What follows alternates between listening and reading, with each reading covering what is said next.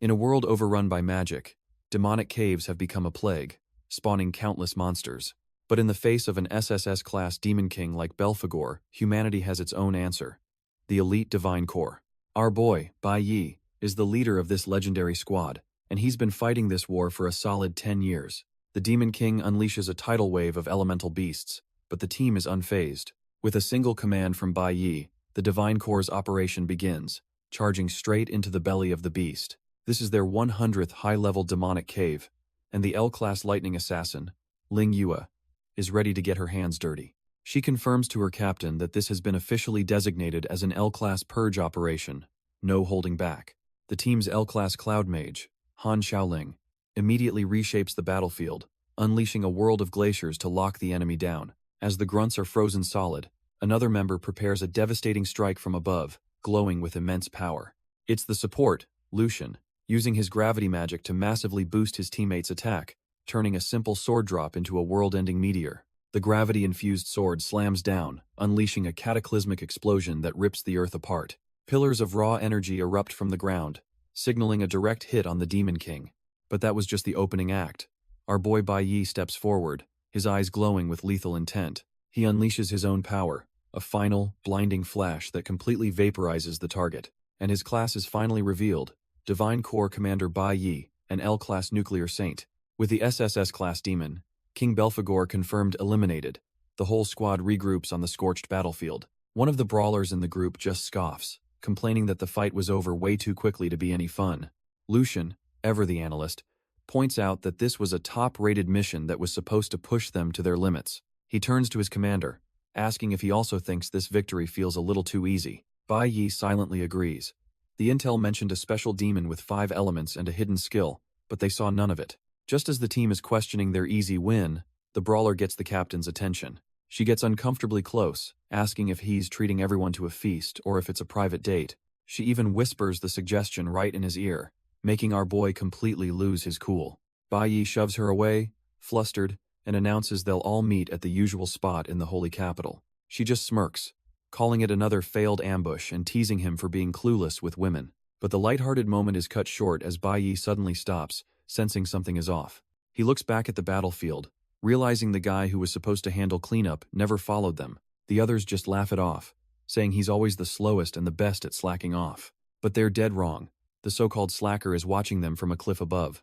He raises his hand, activating a purge operation as a sinister green energy begins to swirl. The so-called slacker reveals his true colors with a sinister, chilling grin. With a snap of his fingers, he gives the command, and the purge operation commences. In a flash, the entire team is brutally impaled, caught completely off guard by the ambush. Bai Yi, the brawler, and Lucian can only watch, their faces a mask of pure shock. The team's scholar is the first to fall, bleeding out on the ground amidst his scattered research. As Bai Yi seethes, the traitor's voice rings out, claiming this is a true mission from God. Our boy tries to draw his sword, but his body is completely frozen, refusing to obey. The traitor reveals his disgusting plan. He's been lacing their breakfast with paralytic powder for a month. He then unleashes his divine skill, flower, forbidden vines, causing massive roots to erupt. His one and only goal, he declares, is to eliminate the strongest of them all. The traitor sneers that this level of betrayal required absolute preparation, as his vines render them unconscious and defenseless. He declares this a holy decree from God himself, an L-class purge operation meant just for them. Bai Yi can only watch in horror as Ling Yue and Lucian are crushed by the tightening vines. The roots then violently fling his helpless teammates through the air like trash. Our boy is frozen in place, splattered with the blood of his own comrades. The traitor's eyes are cold and empty, showing not a shred of remorse for his actions. In the next instant, Ling Yue is brutally impaled, blood pouring from her mouth. The entire squad is skewered and held aloft, a grotesque display for the traitor, as Bai Yi whispers in disbelief. His shock finally shatters, replaced by pure rage as he screams, demanding to know why. He roars that the Divine Core never broke any rules, questioning which god would authorize this slaughter. He screams with everything he has, demanding to know what right they have to do this to his squad. The traitor simply calls him an old friend, his voice dripping with condescending pity. He mocks Bai Yi for being so naive, as glowing green vines erupt and ensnare our boy completely. Before Bai Yi can even react, the vines launch him violently through the air. The traitor's voice echoes, musing that when a god decides to kill you, there's no need for a reason. a thought that ends as Bai Yi is brutally impaled on a waiting blade. Turns out, another one of his comrades was lying in wait, a swordsman ready to deliver the final blow. Coughing up blood, Bai Yi can only ask if their 10 years as a family meant absolutely nothing. The traitor scoffs at the idea of comrades, asking if Bai Yi still doesn't get why he was chosen for this. The horrifying truth finally dawns on Bai Yi, as the traitor reveals a god has been moving these pieces from their very first meeting. The traitor coldly states that Bai Yi and the others were nothing more than pawns from the very beginning. His fellow swordsman chimes in, revealing his only purpose was to gain our boy's complete trust for this exact moment. The gardener scoffs, admitting that having to act the part of a friend for so long was an utterly disgusting task. He leans in close, telling Bai Yi that the entire charade made him sick to his stomach. With a final, brutal motion, the gardener ends the conversation and our boy's life. A quick flash reveals the rest of his team, all slaughtered, with a mission report confirming the purge is complete. Bai Yi's world shatters as a final, fatal blow pierces straight through his head. His body lies motionless on the cold ground, a testament to the absolute betrayal he just suffered. But as his consciousness fades into nothing, a mysterious voice echoes from the void, offering him a deal. Suddenly, our boy finds himself bound in chains in a dark dimension, completely dumbfounded as to where he is. A voice cuts through the darkness, and our boy realizes he's not in the void, but bound by ethereal chains. The owner of the voice appears, a smug-looking man in a suit, greeting him with a chilling familiarity. Bai Yi's eyes widen in pure disbelief. He knows this man, and he's supposed to be dead. He spits out the name of his old nemesis, Belphegor, who just scoffs that an SSS-class Demon King doesn't go down that easily. Turns out, this entire dimension is Belphegor's sole domain, a kingdom built from his very life force. Cutting through the chatter, Bai Yi demands to know what he wants, and Belphegor grins, sensing their hatred is cut from the same cloth. The Demon King proposes a transaction, revealing his ultimate hidden skill, life regression. He offers to send Bai Yi back in time, giving him a chance to undo the betrayal and save everyone he lost. Leaning in close, the devil makes his pitch, asking if our boy is interested in a second chance. A memory of his fallen comrade flashes through Bai Yi's mind, the pain of her loss fueling his resolve. The faces of his friends flash before his eyes, their innocent smiles twisting the knife in his gut. He remembers his whole squad, humanity's strongest, a time when they stood united against the world. Then comes the betrayal, the chilling grin of the traitor who brought it all crashing down. A brutal montage plays in his mind, his comrades, his family, all cut down in a storm of violence. Snapping back to the present, Bai Yi's rage boils over.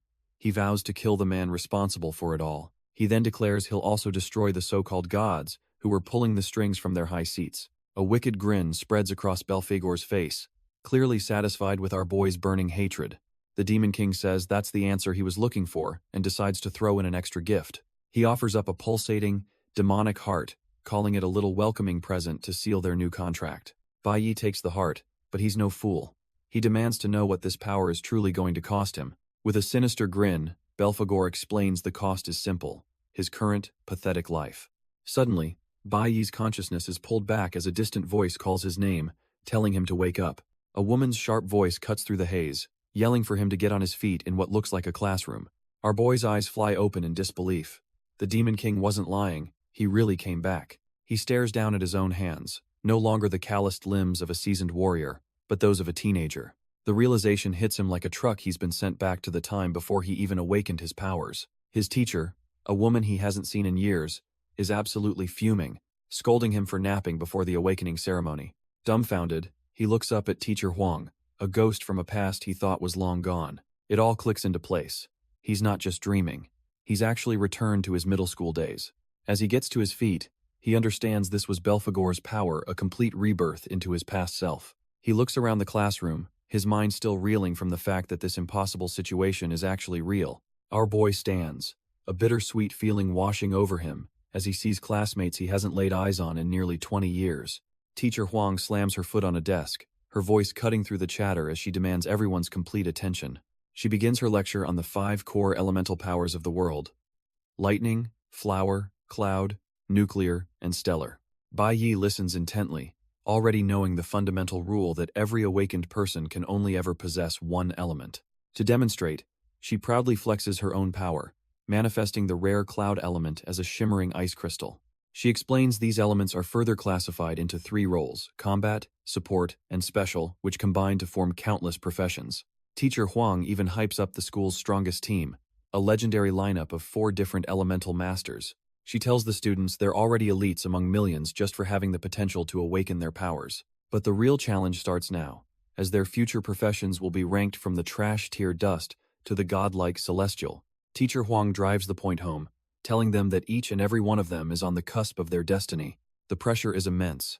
She reminds them they only get one single chance to awaken their power. She declares that what happens this afternoon will determine their entire future status in this brutal world. The scene shifts to our boy, Bai Yi, who's already seen this song and dance before. He's walking through the school grounds, lost in thought, finding the whole situation deeply nostalgic. Turns out, this is the very same place where he first awakened his own legendary powers. His trip down memory lane is cut short when he sees a poor four-eyed kid getting tossed aside. Bai Yi just scoffs, completely unimpressed by the trash-tier bullies picking on the weak. The lead punk sneers at the fallen student, calling him useless for relying on an artificial awakening. He then grinds his foot on the kid's hand, daring Bai Yi for blocking his path and acting tough before he's even awakened. The punk, Hong Chang Sheng, gloats that with his rare red-tier awakening, everyone else is just an insect to him. The terrified student immediately apologizes and hands over his money, which seems to satisfy the bully for a moment. But our boy Bai Yi is watching from a distance, and a flicker of recognition crosses his face. This punk was a problem in his past life too. He muses that some people are just cut from a different cloth, always looking for trouble as he steps forward. Suddenly, a sharp voice cuts through the tension, telling Hong Chang Sheng, "That's enough." It's Teacher Huang, and she is absolutely livid, reminding him that this is a school, not some back alley shakedown. Hong Chang Sheng just smirks at her, casually flicking the cash he just stole. He tries to play the victim, claiming the nerdy kid was the one who bumped into his crew. So isn't it only fair, he argues, that he compensates them with some bubble tea money? Leaning in close, he asks if she wants to play hero, adding that if she wasn't so hot, he'd have used his connections to get her fired ages ago. Hong Chang Sheng just laughs it off, telling his crew they'll give the teacher face for now and back off. But as he turns to leave, his eyes lock onto Bai Yi, who's been watching the whole pathetic display. The punk grabs our boy's shoulder, demanding to know what he's staring at.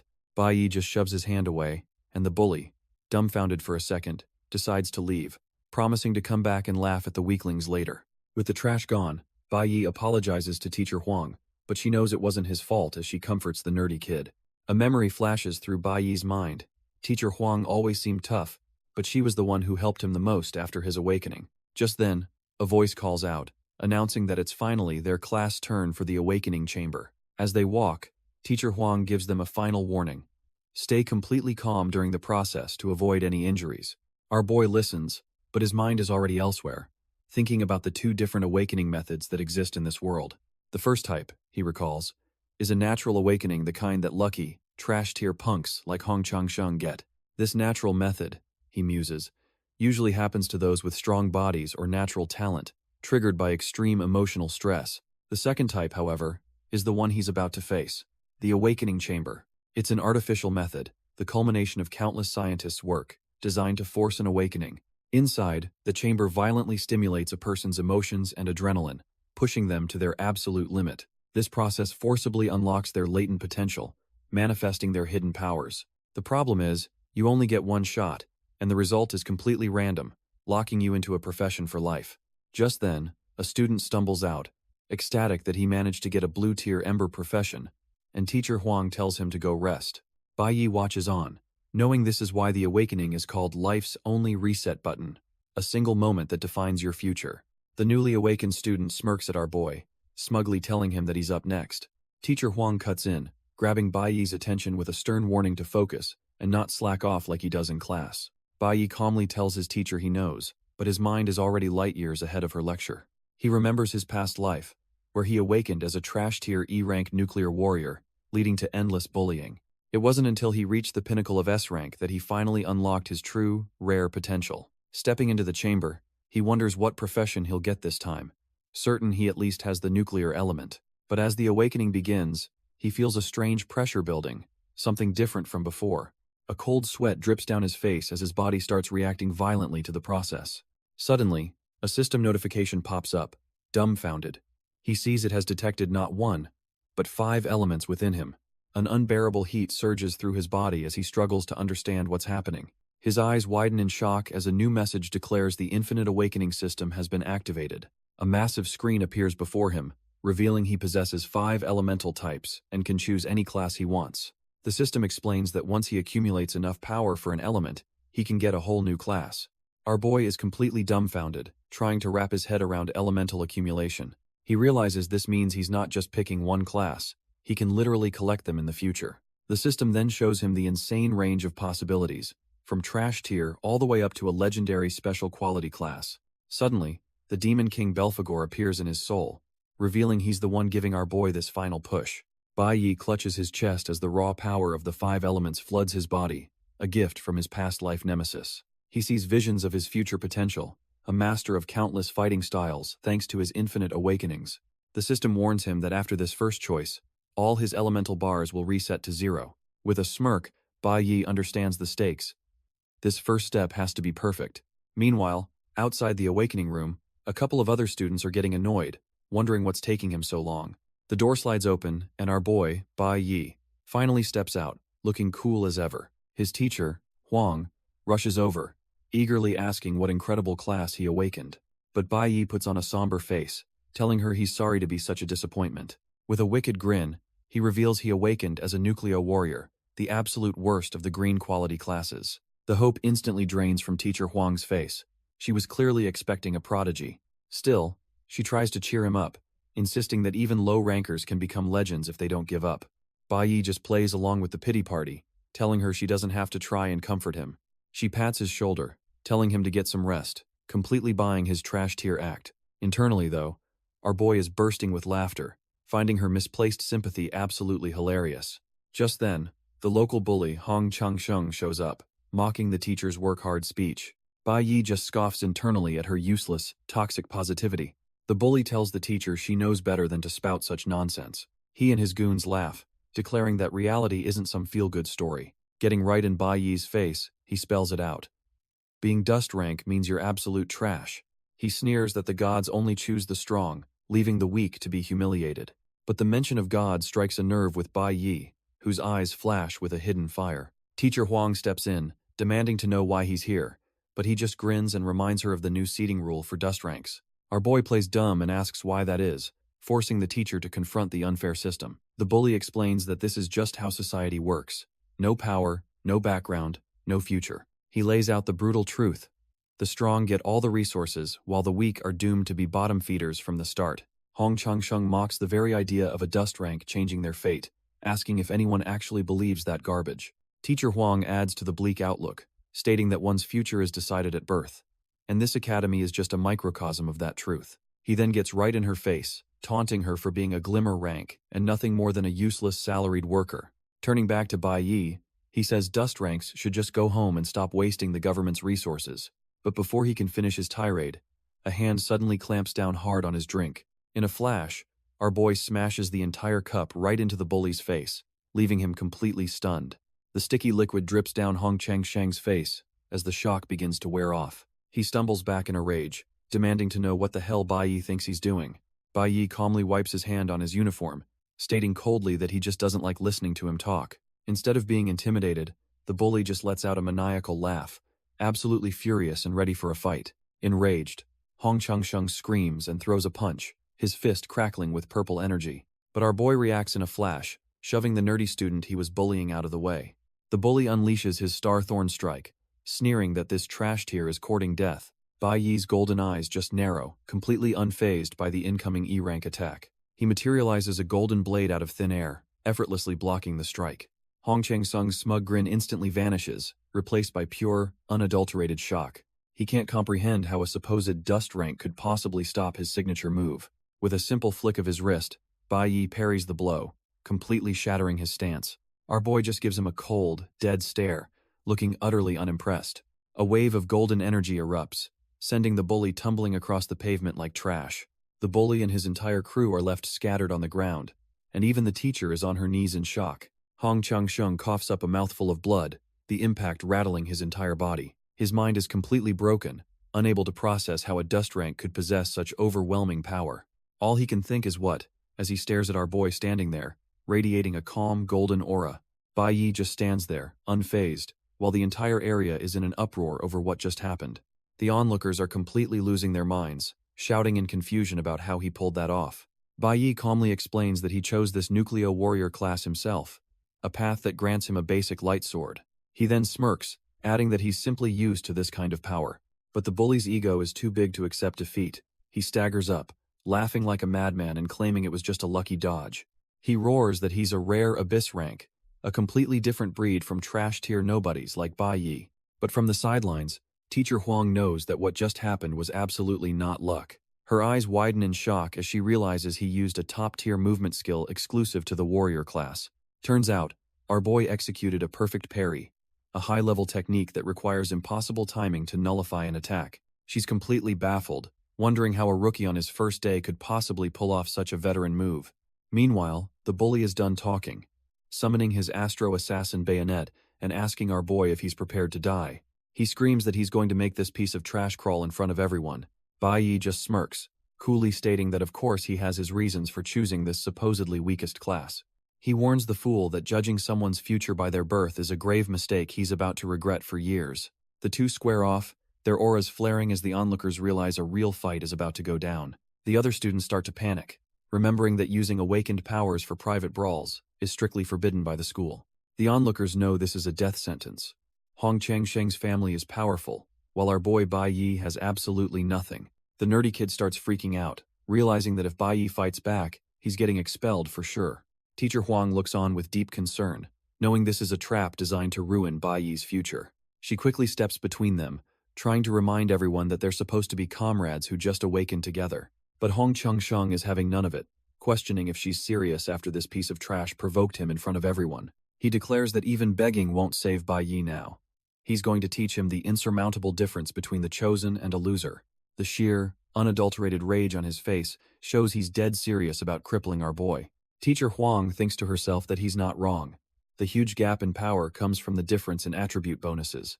A quick scan reveals Bai Yi's class is Dust Rank, the lowest tier, which gives a 100% bonus, meaning no bonus at all. She knows that a Glimmer rank gets a 150% boost, making Bai Yi's starting point seem utterly hopeless. And it's even worse than she thought. Hong Changsheng's Abyss rank gives him a staggering 200% attribute bonus. From the moment of awakening, his base stats are double that of a Dust rank, like our boy, a gap that should be impossible to close. Bai Yi's nerdy friend can only watch in horror, realizing it's completely over. Bai Yi is outmatched in power and background. He facepalms, wondering why Bai Yi would ever provoke someone so much stronger, even if the guy is absolute trash. His mind flashes back to his own philosophy for survival. You have to learn to avoid the garbage of society. But when you can't avoid them, as he learned the hard way, you have to swallow every last drop of humiliation to get by. He concludes that a direct fight is the most foolish choice, because only those who bend can endure. Back in reality, Hong Changsheng activates his ferocity skill, sneering that all that awaits Bai Yi is even greater humiliation. Teacher Huang can only scream in desperation for Bai Yi to watch out as the killing blow comes flying. Our boy knows a direct parry is a fool's game. Hong's attack is too strong and would drain all his stamina. The bully lunges forward, screaming that it's over and there's no way Bai Yi can possibly dodge this attack. But Bai Yi just smirks, almost laughing at the very concept of needing to dodge. He scoffs at the idea, because why would he dodge when he can just be faster, activating his swiftness skill? Turns out, swiftness was just the appetizer. At max proficiency, it becomes flash blink, letting him phase through his opponent instantly. Hong Changsheng is left completely dumbfounded, his brain unable to process how Bai Yi just appeared behind him. Before he can even turn around, Bai Yi lands a single, brutal chop to the back of his neck, sending him crashing down. The bully lies in a heap on the ground, spitting blood as our boy coldly calls him what he is, trash. With an ice-cold stare, Bai Yi finishes his thought, declaring that trash belongs in the trash can. The onlookers are completely clueless, wondering if Hong just tripped over his own feet, unable to even perceive Bai Yi's movements. Even Teacher Huang is dumbfounded, admitting she couldn't see what happened, while the nerdy kid just gawks in disbelief. But one person, the class president Chi Yin, seems to have caught a glimpse, her eyes locked onto our boy with intense curiosity. Turns out, Bai Yi didn't just use swiftness, he used its advanced form, a skill called Flash Blink that triggers at max proficiency. This insane skill lets him phase through opponents and obstacles in an instant, leaving them completely vulnerable. And that's exactly how our boy took down the bully in a single, clean move, leaving him bleeding on the pavement. Chi Yin is floored, realizing not only did he master a warrior's ultimate skill, but he also held back just enough. Bai Yi's inner thoughts reveal he intentionally avoided breaking any school rules, much to the confusion of the clueless crowd. A system window pops up, showing he gained EXP and 50 Astro Element points for crushing an E-class opponent. But Bai Yi is far from impressed, thinking the points are trashed here, and that he needs to start clearing labyrinths for real power. Just as he turns to leave, Hong Changsheng staggers back to his feet, screaming that this fight isn't over yet.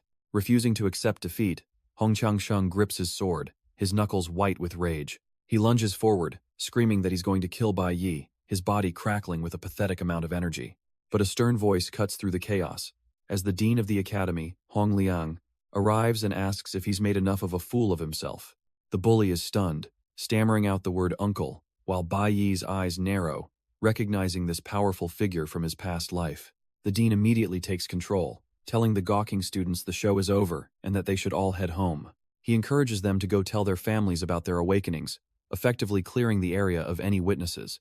The word home strikes a chord with Bai Yi, triggering a deep and forgotten memory. With the crowd gone, the dean turns his cold, calculating gaze directly onto our boy. He grabs Bai Yi by the hair, reminding him that fighting is forbidden, but our boy's mind is elsewhere.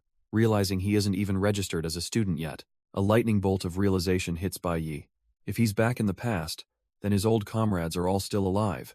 Still, in the dean's grasp, our boy realizes with dawning horror that he's forgotten the most important thing of all. Without a second thought, he breaks free and sprints away, completely ignoring the dean yelling at him to get back here. The dean turns to teacher Huang, who is utterly speechless at her student's sudden and disrespectful departure. He furiously tells her to get her student under control, warning that he'll pretend nothing happened this one time. Mortified, teacher Huang can only bow her head and apologize for the trouble Bai Yi has caused. Meanwhile, in the dean's office, Hong Changsheng is seething, still convinced that the kid just got lucky. Hess absolutely fuming, refusing to believe there's any way he could have lost to some trash-tier nobody. Slamming his fist on the desk, he yells that the whole situation is complete bullshit. But his uncle, the dean, calmly asks if he has any idea what that kid actually did to him the moment he charged. He reveals that our boy didn't just dodge, he used the high-level assassin skill, Flash Blink. The dean explains that in the split second before contact, our boy found the single weakest point in his defense and struck it with absolute precision. Hong Changsheng is dumbfounded as his uncle reveals that entire beatdown was done using only a warrior's basic skills, executed with a mastery even a veteran like himself couldn't replicate. He drives the point home, saying their fight was as ridiculous as watching a pro gamer toy with an elementary schooler using only the default controls. The dean concludes that the kid is not as simple as he seems, while elsewhere, Bai Yi sprints through the city with a desperate purpose. As he runs, he questions himself. After being reborn, besides getting revenge, what is it that he absolutely must do? He finally skids to a halt, having reached his destination in a quiet residential area. Catching his breath, the answer finally dawns on him, the true reason he was sent back in time. A traumatic flash of memory hits him, a scene of utter carnage and his own bloody demise from his previous life. His face hardens with resolve. He knows there's something he must prevent from happening again, even if it costs him his life. The scene shifts to an unknown man watching TV, completely oblivious to the fact that the clock is ticking down to a catastrophic event. The man, who we now see as Bai Yi's father, is just laughing his head off at some show on TV, completely oblivious. In the kitchen, his mother is quietly washing dishes, the very picture of the peaceful life Bai Yi lost. But that peace is about to be shattered from the inside out, as Bai Yi himself appears at the window, staring in. His father spots him, casually remarking that he's back from school a bit early today. For Bai Yi, though, this isn't just coming home. His fists are clenched with the weight of a grim future. He gazes at his mother, and the reality of seeing her again alive and unharmed hits him like a freight train. Overwhelmed with emotion, he can barely process that his mom is standing right in front of him. She turns with a gentle smile, telling him she's so glad he's alive, a line that cuts deeper than she could ever know. In a simple, loving gesture, she offers him a plate of food, a kindness he thought was gone forever. Using sign language, she lets him know she made his favorite noodles, and the weight of what he has to protect crashes down on him. With a grim resolve, our boy knows he has to change the course of this day, starting with one small detail. He puts on a brave face and tells his mom he wants to eat pickled fish, a request that's more than just a craving. His mother gently signs back that maybe they can have it tomorrow since she's already made noodles. But Bai Yi insists with a chilling intensity, telling her he absolutely has to eat it today. Seeing his strange desperation, she gives in with a loving sigh, signing that he's being impossible. As she prepares to head out for ingredients, Bai Yi immediately says he'll go with her, refusing to let her leave his sight. Suddenly, his father's voice cuts in from the couch, telling him to let his mother go by herself. The old man scolds him for being weird and not even bothering to say hello when he got home. Then, his dad's expression changes as he remembers, asking if today was his big awakening day. He gets right up in Bai Yi's face, eagerly demanding to hear the good news about his results.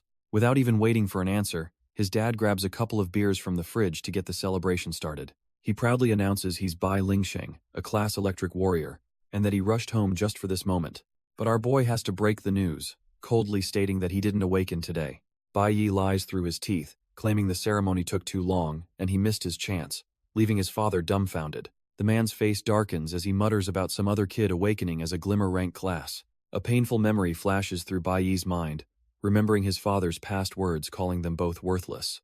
His dad's pride roars to life, boasting that his son should at least be an abyss rank, just like he was. He steps forward menacingly, reminding Bai Yi of all the sacrifices he's made to raise him. Leaning in with a terrifying red aura, he drops the act and demands to know his son's real class. The sheer pressure from his father's rage feels like it's about to crush our boy on the spot.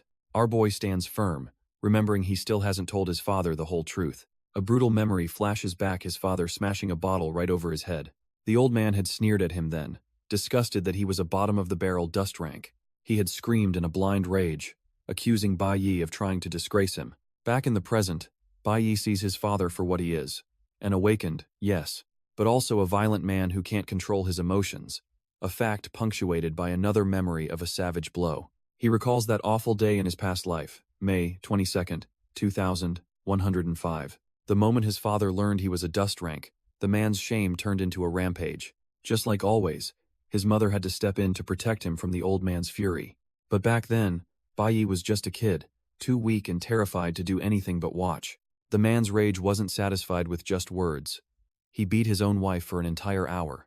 That day, his mother's leg was broken, and a blow to the head left her mentally scarred for life. And all our boy could do was watch in horror, splattered with his own mother's blood. Snapping back to the present, Bai Yi finds himself in the exact same position. On the floor, helpless. His status window confirms it. He's just a level 1, E-class nuclear warrior. His father looms over him, demanding he get up. But Bai Yi knows his plan for this class needs more time. Turns out, the old man is a level 26, class electric warrior. A whole different tier of power. Bai Yi realizes this isn't like dealing with some punk at school. His father has real combat experience. The cold, hard truth sinks in. He was dead wrong and stands no chance of winning right now. His father grabs his head, screaming that he should never have been born, and Bai Yi knows this beating won't stop. But through the pain, our boy's only thought is that he absolutely cannot let his mom stay here. He takes the brutal beating, clinging to the small victory that at least he managed to get her out of the house. Suddenly, the sound of a plastic bag hitting the floor cuts through the chaos. Bai Yi looks up, completely dumbfounded, with what looks like noodles splattered across his face. His mind flashes back to a similar scene from his past life, his father's rage, and his mother's terrified face. He stares at the bag of noodles on the ground, his heart sinking. He can't understand it. How did she come back so soon?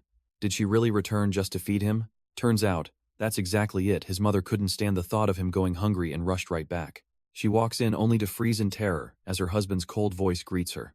The monster grabs her, sneering about what kind of trash-tier son she gave birth to. Suddenly, a voice cuts through his mind, recalling how he was the first green tier to ever reach the advancement stage.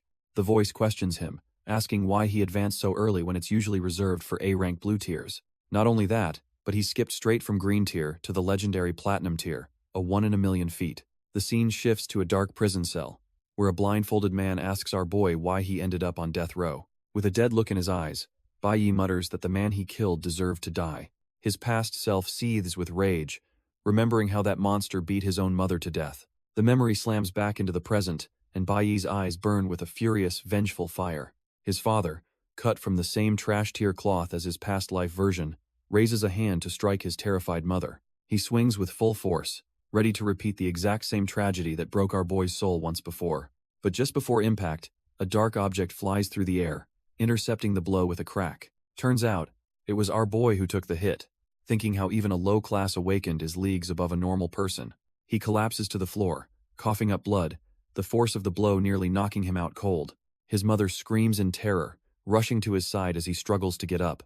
She's absolutely horrified, seeing her son's face covered in blood just to protect her. Meanwhile, his father's fist is bruised from punching a wall, a testament to the deadly force he just used. The monster starts ranting, recalling how happy he was when he found out he was having a son. He saw our boy as the Bai family's one chance to rise from the ashes and regain their former glory. But now, he screams that he, Bai Lingsheng, is the only one who can produce a worthy heir. He gets right in his wife's face, roaring that the family's honor now rests solely on his shoulders. His eyes glow with a furious red energy as he questions why fate gave him such a useless son. He screams that it's all her fault, blaming her trashy genes for giving him such a useless son. Completely unhinged, he raises his hand to strike his wife down for this perceived failure. She flinches, bracing for the inevitable impact as his crackling red energy surrounds her. But just then, a new skill activates for our boy. Flash blink, an instant teleport. In a blur of green light, Bai Yi appears between them, his father now sprawled on the floor, dumbfounded. Bloodied but resolute, Bai Yi holds a glowing sword and warns his father not to lay a hand on her. The man's shock quickly turns into a twisted smirk. He actually finds this defiance interesting. His mother can only cry out in terror, watching her son stand up to this monster. A crazed grin spreads across his father's face as he notes that our boy has finally grown up. The standoff begins, with Bai Yi protecting his mother while his father powers up, ready for round 2. With his mother behind him, Bai Yi steels himself, knowing he just needs to stall for a little more time. His father lunges forward in a blur of red energy, and our boy's only instinct is to block the incoming attack. A new skill, parry, activates a perfectly timed block could not only nullify the damage but reflect it right back. But the sheer power gap is a joke. His father's strike smashes through the parry and shatters his sword instantly. The blow lands square in his face, and Bai Yi realizes he's up against a monster several times stronger than him. Turns out his deadbeat dad is a level 26 C-rank Electro warrior named Bai Wensheng, with a disgusting 400% attribute bonus. The single hit leaves our boy on the ground, coughing up blood with ribs that feel like they're about to snap. His father just laughs, powering up his heavy black lightning as he mocks his son for daring to defy him. He grabs Bai Yi by the head, unleashing a torrent of electricity that fries him on the spot while, with a truly demonic grin, Bai Wensheng sneers, asking if he was a little too impatient to play the hero. But even as the lightning tears him apart, our boy grits his teeth, absolutely refusing to dodge. His father just scoffs at his backbone, sneering that a weakling with his trash-tier profession deserves to be beaten to death. Bai Yi's eyes burn with resolve. He swears that in this life, he won't let the tragedies of his past repeat. The scene flashes back to another beating, his father grabbing a chair, furious that his son thinks he's special just for awakening. He raises the chair to bring it down on his own family, screaming about who the real boss is while his wife shields their son. But just as he's about to strike, a loud, insistent banging echoes from the front door. The old man is furious, wondering who the hell is here to spoil his mood at a time like this. But Bai Yi, huddled in his mother's arms, knows exactly who it is they're finally here. Enraged by the interruption, his father storms over to the entrance, demanding to know who's making all the racket. The door swings open to reveal 2 men from the inspectorate, an A-rank deputy captain and a C-rank investigator. Bai Yi's father is completely dumbfounded, stammering as he asks why the deputy captain is at his door. The A-rank officer, Li Ang, explains they're conducting a house-to-house search for a wanted criminal. He holds up a wanted poster for a highly dangerous individual known only as Snow. The father forces a laugh, trying to play it cool and saying he'd obviously report someone so famous. But in the background, his wife desperately tries to hide a battered and bloody Bai Yi from view. Liang's sharp eyes immediately catch the scene, and he points, asking what in the world happened to the boy. The old man tries to brush it off with a trash-tier lie, claiming his son just took a clumsy fall. But our boy cuts right through the nonsense, his voice cold and clear as he reveals his father hit him. A wave of pure fury washes over the father's face. He's been exposed in front of the authorities. Turns out, this was all Bai Yi's master plan. He was the one who made the anonymous tip just 18 minutes ago. The father desperately tries to spin a new lie, claiming his son is just joking and that he'd never lay a hand on him. But our boy calmly points to his own wounds, stating they can all be medically evaluated as proof of the assault. Liang just stares, his silence more damning than any accusation, as the father is left utterly speechless. With ice in his veins, Bai Yi perfectly recites the Divine Canon's regulations for detaining violent awakeners. The 2 inspectors are completely dumbfounded. This kid knows the law better than they do, and is using it like a weapon. The father's mind finally catches up, realizing with pure fury that his own son has brilliantly orchestrated his downfall. Liang has heard enough. formally addressing the man as Bai Lingsheng and placing him under arrest.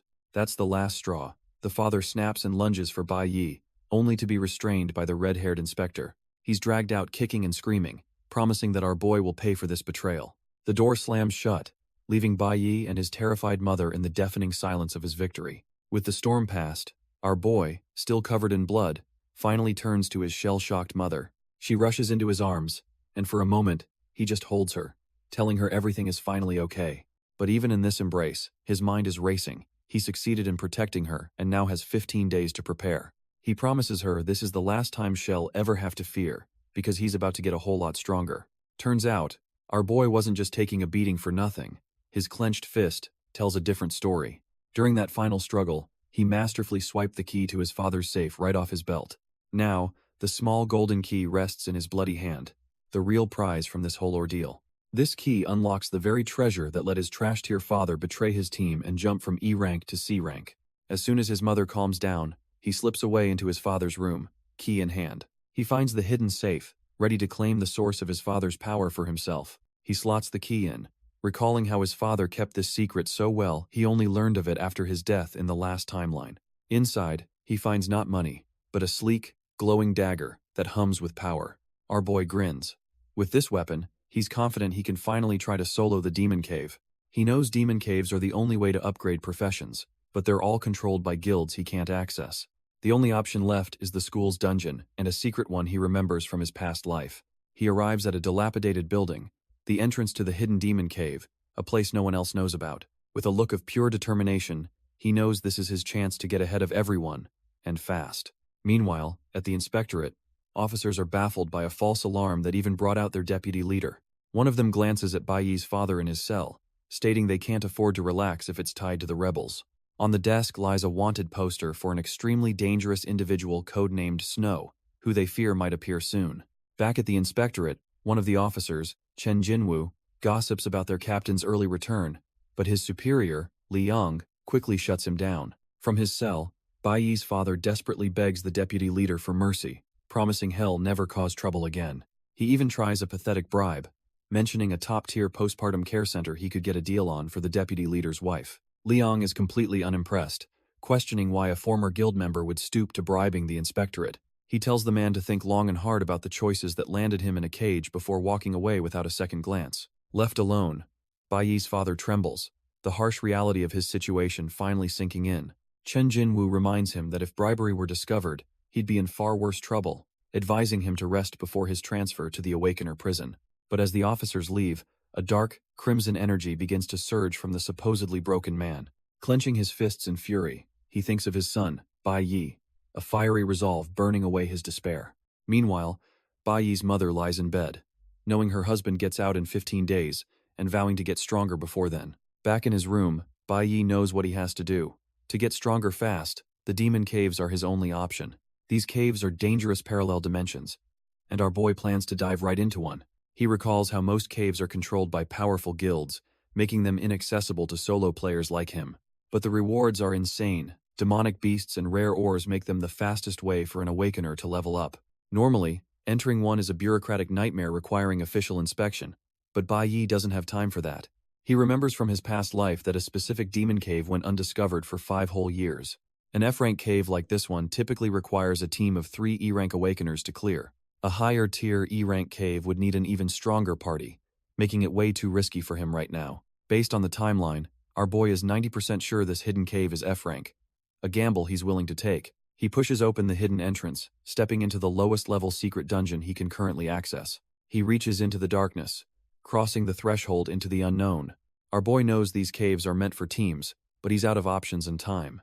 To protect his family, he has to get stronger, and he has to do it alone, as fast as possible. The system confirms his entry, displaying his current E-rank stats, which are frankly, trash tier. A blast of cold air hits him. He instantly recognizes this as the domain of cloud-type ice beasts. He presses on through the desolate, frozen cavern, sword at the ready. But he's dumbfounded to find the remains of other adventurers scattered around a massive, sleeping beast. He immediately identifies it a hibernating icefield bear, a deadly EB-rank monster. Just his luck, the beast begins to stir, its massive paw twitching as it wakes from its slumber. As the bear lunges, he realizes the horrifying truth. This is an E rank cave, not the F rank he gambled on. Our boy puts it all together. The cave's rank was misjudged because most of its inhabitants were dormant. An ice wolf ambushes him, and he instantly knows this single beast is way out of his league. The monster lunges with blinding speed, its claws ready to tear him to shreds. But his L-class instincts kick in, and he flips clean over the ferocious attack. He twists mid-air, trying to land a desperate stab on the beast's neck. The wolf is too agile, though, dodging the strike as he lands, ready for round 2. Now it's pissed, its glowing eyes locking onto him with pure killing intent. He braces himself, anticipating the next lunge with his blade held in a perfect parry stance. With a flash of golden light, he unleashes a devastating counterslash that rips right through the beast. The wolf collapses in a spray of blood, but he's already running deeper into the cave. He checks his new A-rank weapon, the Hunwoo blade, noting it's a massive power-up but still not enough for a one-shot kill. The system confirms the kill, granting him some pitiful EXP and a wolf tooth, but he knows the grind to D rank will be a nightmare. Just as he's processing this, a menacing growl echoes from deeper within the cave. He looks up to find he's staring down an entire pack of E-rank ice wolves, with a much bigger alpha leading the charge. It seems the smell of blood from his first kill has just rung the dinner bell for the rest of the family. Our boy grits his teeth, realizing this is no longer a hunt. It's a desperate fight for survival against overwhelming numbers. The first wolf lunges, but he's already gone, its claws shattering the ice where he just stood. He capitalizes on the opening, burying his blade into the beast's side for a clean critical hit. But 2 more are instantly on him, forcing him into a tight dodge as their jaws snap shut on empty air. He flows seamlessly from defense to offense, spinning into a devastating counterattack against the next pouncing wolf. He becomes a whirlwind of death, weaving between attacks and landing critical hits on every single wolf. With his stamina draining fast, he knows he has to end this with one last, decisive strike. Leaping into the air, he channels all his remaining energy into a single, sweeping slash aimed at the entire pack. The attack lands perfectly, and system notifications pop up one after another as the minions are wiped from existence. But just as he catches his breath, the true boss emerges from the shadows, a massive, E-rank bloodthirsty wolf king. The beast lunges with a bone-crushing bite, and it's all our boy can do to parry the attack with his blade. Finding a sliver of an opening, he unleashes a furious combo, shredding the wolf king and snagging a rare diamond drop. He stands amidst the carnage, thinking that all this experience should be more than enough to finally break through to D rank. Sure enough, the system confirms his level up, but he's just annoyed that a mere 20 wolves pushed him to his limit. He looks at all the loot scattered around, realizing his trash tier E-rank stamina is a huge problem, and now he needs a dimensional backpack just to carry his rewards. He examines the Snow Wolf Diamond, thinking how guilds monopolize all the good leveling spots, making life hell for solo players. The whole system is rigged. The Awakener School just funnels the best talent straight into the big guilds. He's haunted by the memory of his own father, who got kicked out of a guild and was stuck at a pathetic C rank for life. Our boy knows soloing is too slow, and this freezing environment is just burning through his already limited stamina. Suddenly, another pack of ice wolves appears, but this time, he has a wicked idea. Instead of fighting head-on, he turns tail and starts running, baiting the entire pack to chase him. Hez not just running blindly, has a blur of motion, expertly parrying and dodging every single lunge. His plan is simple: gather all the trash mobs in one place and create absolute chaos. The forest erupts with the sounds of the chase as he pulls the entire horde deeper into the woods. But the scent of blood and battle has attracted something far worse, as a monstrous serpent is drawn to the mayhem. His plan is working perfectly. Every wolf in the vicinity is now locked onto him. He pushes off, a blur of motion leading the hungry pack deeper into the woods. Our boy is completely in the zone, his mind already 10 steps ahead of these beasts. Turns out, he wasn't just kiting wolves, he's gathered every E-rank demonic beast in the area for a party. He then triggers a massive explosion right in the middle of the horde, turning the battlefield into pure chaos. But this was just the appetizer. He knows all this commotion was just to wake up the real boss of this area. And right on cue, one of the wolves gets absolutely demolished by an unseen force. Because our boy just led the entire mob into the territory of a B-level tundra bear, which is now in a furious state. The bear is completely enraged, its eyes glowing with pure, indiscriminate, destructive intent. It immediately begins its rampage, smashing through the trash mobs just as Bai Yi had planned. While the bear rampages, our boy is having a field day, racking up kills and loot from the stragglers. His strategy is simple: let the big guys fight while he just dodges and cleans up the mess. He's a blur of motion, stacking up experience and valuable materials with every single strike. Thanks to the brainless beasts and the rampaging bear, he dings a level up to E-rank 4, He muses that the bear not only drew all the aggro but saved him a massive amount of stamina. But he knows for the EXP to count, he's gotta be the one to deliver the final killing blow. With the bear's rampage finally over, the remaining horde of beasts turns its full attention to him. Hess completely gassed, realizing that even with the bear's help, this fight has pushed him to his limits. But our boy gets back on his feet, sword at the ready, announcing it's time for the next phase. He faces the last of the wolves alone, knowing the bear has done all it can and is now out of the fight. Panting and sweating, our boy stares down the horde, a desperate but cunning plan forming in his mind. Suddenly, the very ground beneath the demonic beasts begins to crack and splinter. The entire battlefield collapses, sending the bear, wolves, and serpents plunging into a watery abyss. Turns out, Bai Yi was the trigger, slamming his blade into the ice and telling the whole damn army to go down. He reveals he wasn't just blindly fighting, he was observing the environment the entire time. This wasn't a frozen lake at all, but a fragile ice bridge between two canyons, and the EXP notifications start flooding his screen. The kill feed scrolls endlessly, as countless wolves and serpents are eliminated by the massive fall. Just like that, he levels up to E rank 7, raking in stat points, and a huge haul of monster parts. With most of the trash tier mobs cleared, he turns his attention to the few survivors. The enraged Icefield Bear rises for one last, titanic strike, and Bai Yi prepares to face it with what little stamina he has left. He even scores a new title, 1 against 100, for a permanent 10% stat boost. This is definitely the fast track to power, but as he surveys the field, a critical question hits him. Where is the final boss of this demon den?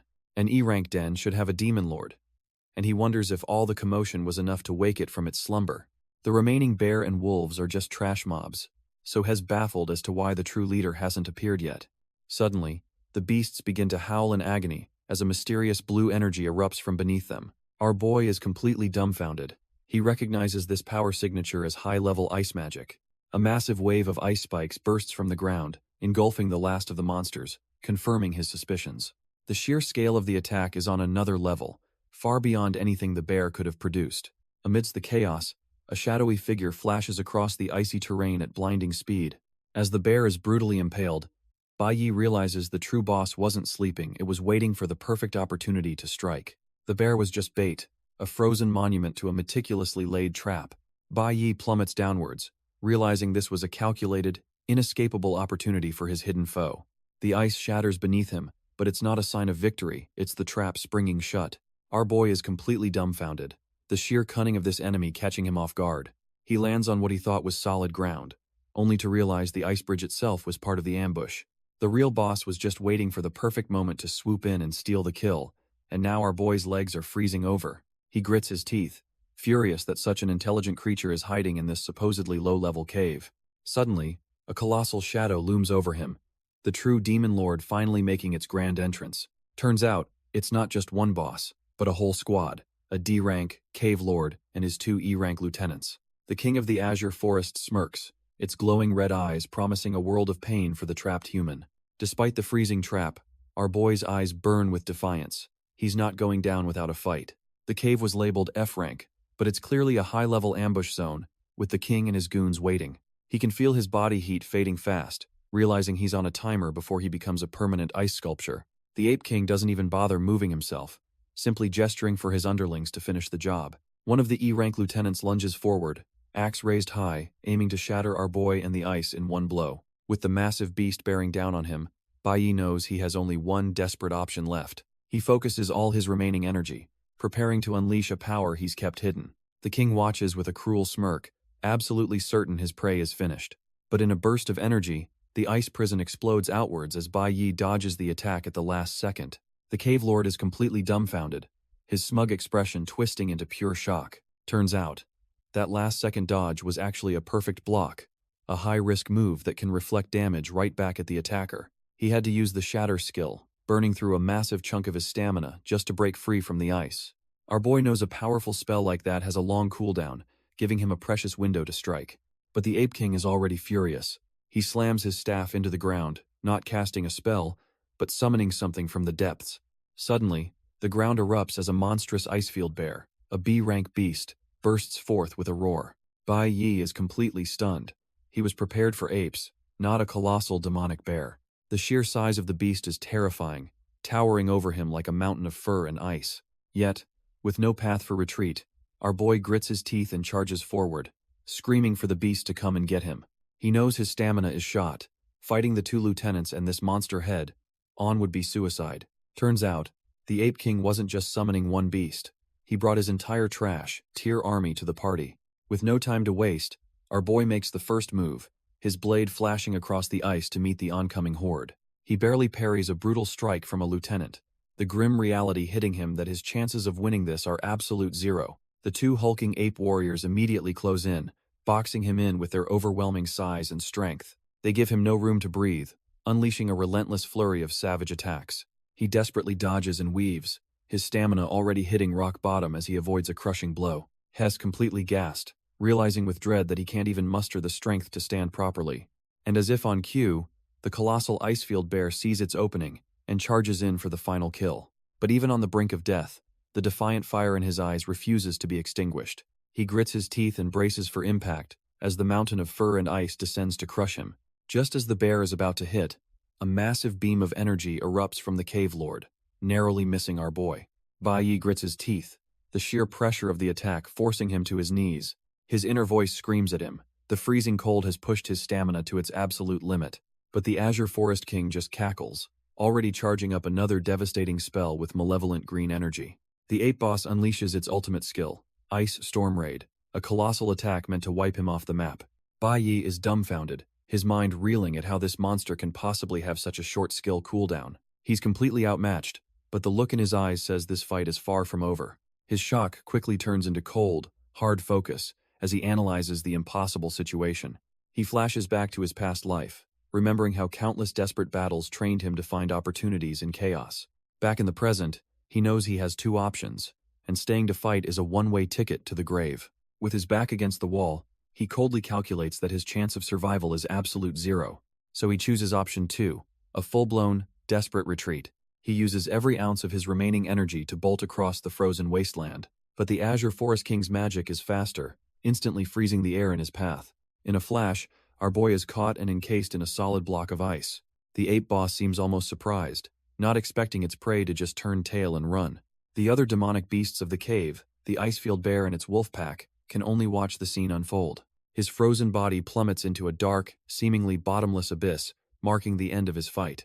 Suddenly, the silence is broken by the gentle creak of a door opening. It's his mother, peeking in and wondering why he's sleeping in so late on a weekend. His mother is dumbfounded, calling out his name in a panic. She finds his room completely empty on a Saturday morning, which is highly unusual. On his neatly made bed, she discovers a hastily folded note. Her heart sinks. He'd never leave a note just to visit a friend. Something is terribly wrong. She recalls how different he's been acting lately, a deep sense of unease washing over her. Back in the frozen abyss, a single bloody bandage floats ominously on the icy water. Turns out, our boy had a master plan all along, collapsing the ice bridge under the enemy's feet. Nearly 100 demonic beasts, from ice wolves to shadow serpents, plummeted into the darkness. Suddenly, a hand bursts from the ice as Bai Yi coughs, having survived the impossible fall. A system window confirms his victory. He's cleared the S-rank dungeon, and is about to get some insane rewards. Coughing up icy water, Bai Yi realizes the EXP gain is too low. About 40 demonic beasts must have survived the fall. We see a flashback of his desperate plunge into the darkness. His entire plan hinged on the hope that a river existed at the bottom of the cliff to break his fall. He plummeted through the last layers of ice, his gamble paying off. Turns out, crashing into the freezing water was his only shot at surviving the insane drop. Now, having dragged himself ashore, his body is failing, hit with hypothermia, blood loss, and a weakened state. He's freezing to death and bleeding out, the damage from the fall catching up to him fast. Our boy feels his consciousness slipping, wondering if he's finally reached his limit. He collapses onto the frozen ground, his body finally giving out against the brutal cold. But just as his vision fades, a monstrous saber-toothed beast emerges from the blizzard, ready for an easy meal. Turns out, this trash-tier luck of his led him right to the den of a glacier overlord, an E-class cloud element beast. As his consciousness fades, his life flashes before his eyes, starting with an old swordsman buddy chiding him for not sharing a drink. Then he sees another of his fallen comrades, a brawler who just wants to give him a big hug. A memory of a young scholar from his team pops up, cheekily suggesting they sneak out for some fancy food. The face of his old ally Lucian appears next, asking for his help analyzing some crucial data. The visions shift from his past life to his new one, as his mother's gentle voice asks if the wound on his head still hurts. But the warm memories are shattered by the psychic presence of the Azure Forest King, who sadistically crushes the last remnants of his will. Suddenly, the faces of his bitterest enemies flood his mind, starting with a smug, eye-patch-wearing bastard telling him to go to hell. The traitor gardener joins the chorus, his silhouette a haunting reminder of the betrayal that cost him everything. One final enemy appears, a muscular figure echoing the same curse, as our boy's world finally fades to black. As his world goes dark, a voice tells him it's over. But our boy digs deep, screaming internally that he cannot have limits. The massive glacier overlord lunges in for the kill, seeing only a broken meal before it. But Bai Yi snaps back to life, smashing his fist right into the monster's jaw with everything he has left. The beast is utterly dumbfounded. This half-dead human was supposed to be easy prey. With pure fury in his eyes, Bai Yi vows that he will never let the regrets of his past life be repeated. He remembers losing everything once before, and that memory fuels his desperate struggle. He's already died once, and the sheer humiliation of that failure is now his greatest weapon. Channeling all that pain and rage, he unleashes a lightning-fast kick. He roars that he will never die again as his foot connects, shattering the beast's icy armor in a spray of blood. The raw, desperate power of the impact sends the colossal glacier overlord hurtling through the air. The kick took everything he had, leaving our boy on one knee, gasping for air in the freezing wind. He grits his teeth, pushing past the pain as his body screams in protest. But as the glacier overlord lies defeated, a golden aura erupts from its body. Turns out a near-death experience can trigger a class. Up, the beast rises again, its power magnified by the spirits of the ice field. Now a true apex predator. Yet, Bai Yi just smirks, realizing this was his goal all along, to manufacture a truly hopeless situation. He recalls every insane risk he's taken, all to corner himself against an army of monsters. It was all a desperate attempt to reclaim the adrenaline rush of a real life-or-death battle from his past. As his adrenaline spikes to its absolute maximum, a system notification finally appears. He tries to force a class advancement but fails yet. In a twist, he unlocks a brand new advanced skill instead.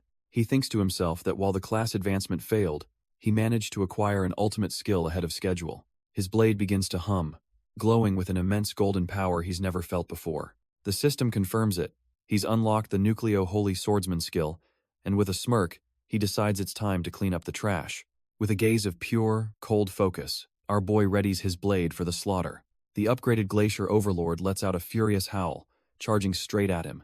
But Bai Yi is already in motion, unleashing a brand new technique he calls Sanctuary. The Icefield Bear joins the assault, but it's already too late for these overgrown beasts. His Sanctuary skill explodes outwards in a whirlwind of golden light, tearing through everything in its path. He stands amidst the chaos, completely unfazed, the master of this icy domain. The system notifications go wild as his golden attack rips through the entire mob, instantly killing the Icefield Bear and every last wolf. Even the so-called Glacier Overlord is left as a mangled corpse, its reign ending in a pathetic flash of light. The divine energy fades from our boy's hand, the battlefield now eerily silent. With the fight over, the rewards pour in loot, a level up to Sun Tier CE class, and a full stamina restore from his Sanctuary skill. He even unlocks a new title, Icefield Wanderer, granting him massive resistance to the cold, and confirming Sanctuary is his new ultimate skill. Staring up at the chasm, Bai Yi makes a silent vow to the Monkey King who threw him down here. He's coming back to settle the score. The system is still catching up, logging the last of the trash-tier wolves he just annihilated. He can barely even feel the cold anymore, realizing that at his new level, E-class monsters are now a complete joke to him. Turns out, Sanctuary is a counter-move. It stores all the pain and fatigue he endures and unleashes it back tenfold. With his stamina fully restored by Sanctuary, our boy feels ready for anything. He begins the long climb out of the chasm, worried that his mom will be wondering where he's been. After what feels like an eternity, he finally pulls himself over the edge. But instead of the exit, he finds a strange, solitary hut sitting in the endless snow. The place is seriously creepy, decorated with what look like the skulls of other ape monsters. And sitting there, as if waiting for him, is the Azure Forest King himself. The Monkey King's eyes flash red, sensing that his prey has returned for round 2. But before they can exchange pleasantries, a massive ice attack shatters the side of the hut. Turns out, Bai Yi just finished off another Icefield Bear, hit level 10, and is here to tell the Monkey King they meet again.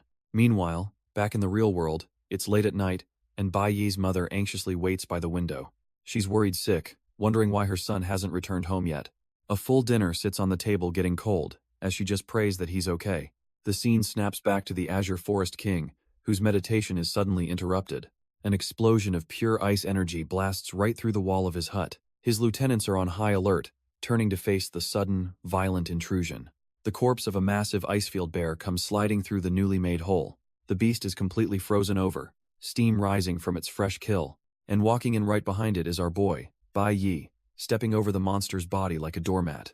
He's just hit level 10, the absolute peak of E-class, and announces to the stunned king that they meet again. The Azure Forest King and his lackeys are completely dumbfounded, staring at the human who just used a B-rank beast as a battering ram. They can't process what they're seeing. This trash-tier human is standing over the corpse of a monster that could have wiped their whole clan. The king is absolutely seething, realizing this isn't some lost kid, it's a genuine threat that just kicked his front door in. As if to mock them, Bai Yi casually kicks the massive bear corpse, sending it sliding even further into their throne room. One of the lieutenants, a hot-headed E-rank cloud demon warrior, has seen enough and charges forward, ready to tear him apart. But our boy doesn't even flinch. His eyes glow with cold focus, already predicting the beast's every move. He meets the attack with a simple parry, his blade deflecting the blow with a flash of brilliant green energy. Before the demon can even react, Bai Yi slices straight through it, a system notification confirming the easy 70 experience points. The king is speechless, watching his E-rank subordinate get one-shotted like a complete nobody. Finally done watching from the sidelines, the D-rank cave lord roars and leaps into battle himself, his staff crackling with raw power.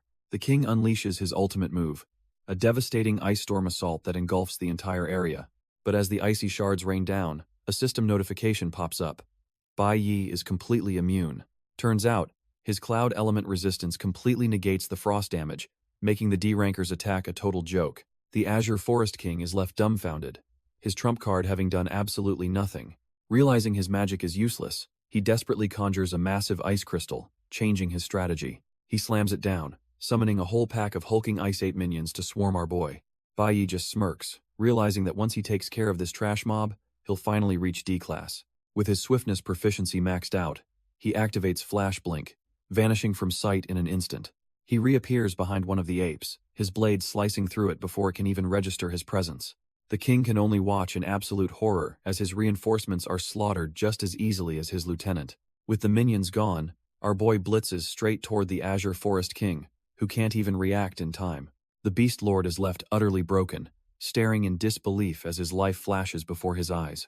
Bai Yi gives him one last cold look, his expression completely devoid of pity. He silently bids the creature farewell, knowing this is the end of the line for the so-called king. With a final flurry of golden slashes, he tears through the D-rank boss, ending the fight decisively. The system immediately confirms the kill, rewarding him with a hefty 1,000 experience points. And just as he planned, that XP pushes him over the edge, finally promoting him to a D-class Nucleo warrior. He even gets a surprise bonus, with an item effect permanently boosting his intellect stat. But then, a new notification catches him off guard. He's accumulated enough cloud element energy for a new profession. A strange new power surges through him, as a mysterious skill begins to manifest from all the elemental energy he's absorbed. Our boy is stunned. He's unlocked a red-tier profession, a cloud element mage, whose power rivals his main D-class warrior job. The fallen Ape King even drops some starter loot, a D-class mage weapon, and a magic pouch. As he picks up his new gear, the remaining ape minions just stand there, completely dumbfounded by what just happened. He equips the new staff and pouch, and the trash-tier minions finally realize they're next on the chopping block. With a wicked grin and glowing red eyes, he thinks it's the perfect time to test out his new skills. He decides he might as well clean up the small fry left in the cave. The system confirms his switch to Cloud Element Mage mode as a crimson aura erupts around him. He's actually thrilled, realizing this is a profession he never got to experience in his past life. The scene suddenly shifts back to the real world, early in the morning at his residence. We see his mother, her eyes covered by a blindfold, waiting anxiously for his return. He quietly pushes open the door, finally back home after his life-threatening adventure. The sound startles his mother, whose eyes instantly well up with tears of pure relief. She scrambles to her feet, completely overwhelmed to see her son standing there safe and sound. Our boy's heart aches as he apologizes for making her wait for so long. She doesn't need an explanation, pulling him into a desperate and loving embrace. He realizes with a pang of guilt that she hasn't even eaten, having been sick with worry the entire time. With a new fire in his eyes, he tells her he has a proposal that will change their lives forever. He presents the magic bag, explaining it's full of valuable loot he brought back from the dungeon. The scene then cuts to him meeting a shady-looking broker to cash in on his newfound wealth. The broker, Hong Chang-sheng, inspects a crystal and throws out a ridiculously low offer, clearly trying to rip him off. But our boy isn't having it, calmly countering every greedy offer until the broker is practically screaming at him to stop. Turns out, Bai Yi's past life knowledge made him a master negotiator, leaving the broker defeated as he walks away with a heavy bag of cash. With his first real score in this life, his only thought is finally getting his mom a proper home. He brings her to a luxury apartment, and she's left speechless, a painful reminder of how she never had a single good day in his previous timeline. Watching her take in the new space, he hardens his resolve. This time, he'll make sure she can finally live for herself. The real estate agent is blown away by his directness as Bai Yi pays 3 months' rent up front, leaving his mother completely dumbfounded. Later that evening, he watches his mom humming while cooking, realizing it's been an eternity since he's seen her smile so freely. Alone in his new room, he reflects on his progress: housing secured, D rank achieved, and a new profession unlocked. But he knows he can't relax yet, as he pulls out a crystal, his thoughts turning to the one problem money can't solve. His father is still in prison, and until that's resolved, he can't truly begin his path of revenge without worry. With his new D-rank demon stone equipped, our boy decides it's time to head back to school. He's got a smirk on his face, thinking that now he can finally go look for that thing. Meanwhile, across the city, other awakened are grinding hard, stepping through portals for intense training sessions. We meet a new face, some rich young master whose lackeys are all impressed with his recent improvements. Turns out, this is Hong Chang-sheng, and his sister is begging him to take a break, clearly worried about his obsession. But he just brushes her off, dead set on diving into another demon lair for some extra training before the school test. He hits E-rank level 3, vowing to crush everyone in the simulated combat test and show them who the real genius is, with Bai Yi clearly on his mind. Elsewhere, a mysterious woman with a long braid looks out over the city, contemplating the future. She's some kind of instructor, and she's disappointed after reviewing the roster, noting that not a single new student has a golden tier profession. With a sigh, she writes off the upcoming test, convinced there's nothing worth watching this year, completely unaware of the storm that's coming. The next morning, a peaceful breakfast is laid out in Bai Yi's home. His mother watches him with a gentle, loving smile, a sight he hasn't seen in a lifetime. Our boy suddenly panics, asking his mom why she didn't wake him up for school. She just calmly gestures for him to chill out, not worried in the slightest. She tells him to eat slowly, ruffling his hair and saying it's fine to be late for once. Bai Yi is stunned, realizing it's been ages since has slept so peacefully.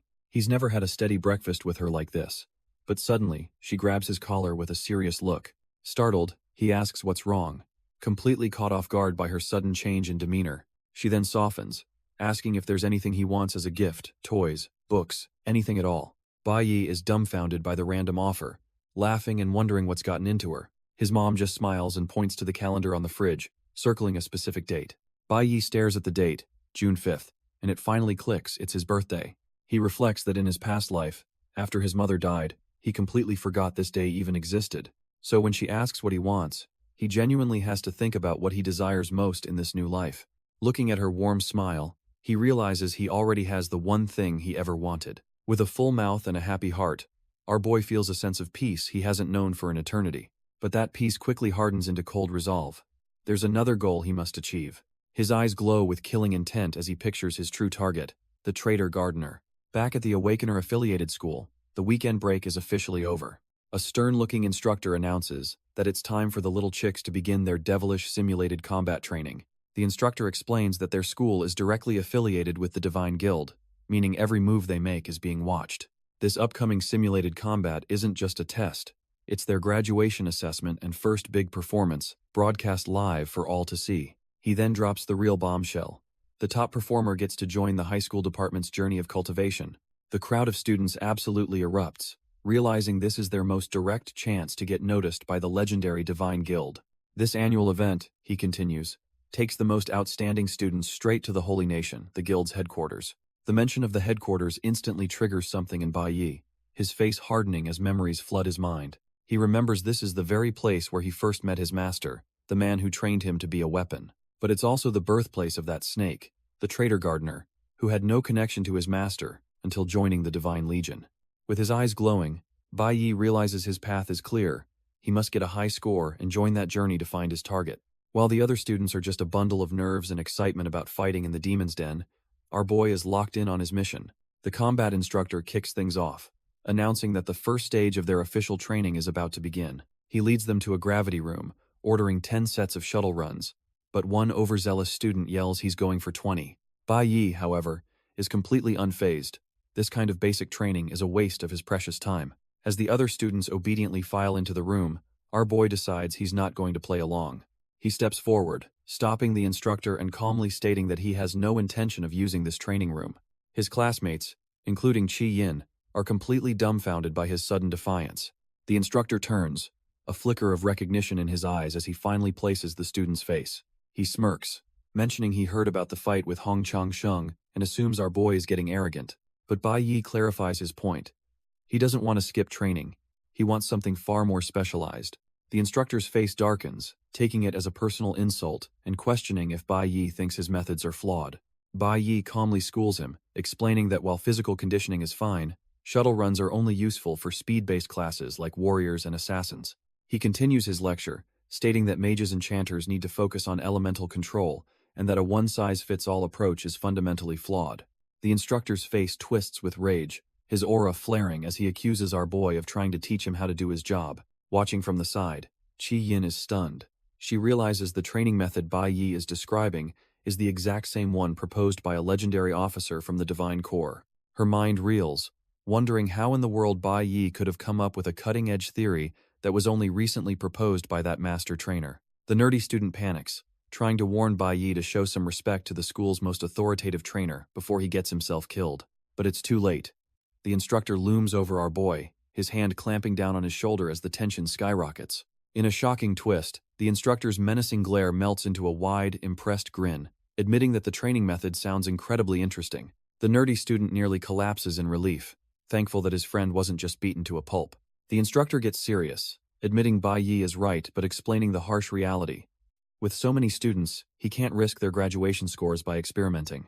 The instructor internally admits he's facing a classic teacher's dilemma: play it safe or let a student forge their own path. Bai Yi reflects that while his past life's family was trashed here, he was lucky to have good teachers who kept him from becoming twisted. Looking the instructor in the eye, our boy promises he won't be let down and asks for his trust for the upcoming graduation performance. The instructor caves, asking how a nucleo warrior plans to train. Bai Yi points and asks for the element room's suppression to be cranked to max. He's pointing towards the training rooms, specifically the one designed for mages, not warriors. The instructor and the other students are completely dumbfounded by the insane request. Bai Yi explains he wants to challenge his weaknesses, but his inner thought reveals his real plan. He can't just tell everyone to train a second profession. Suddenly, Chi Yin pipes up, declaring she also wants to practice elemental control, and the exhausted instructor just tells them to do whatever they want.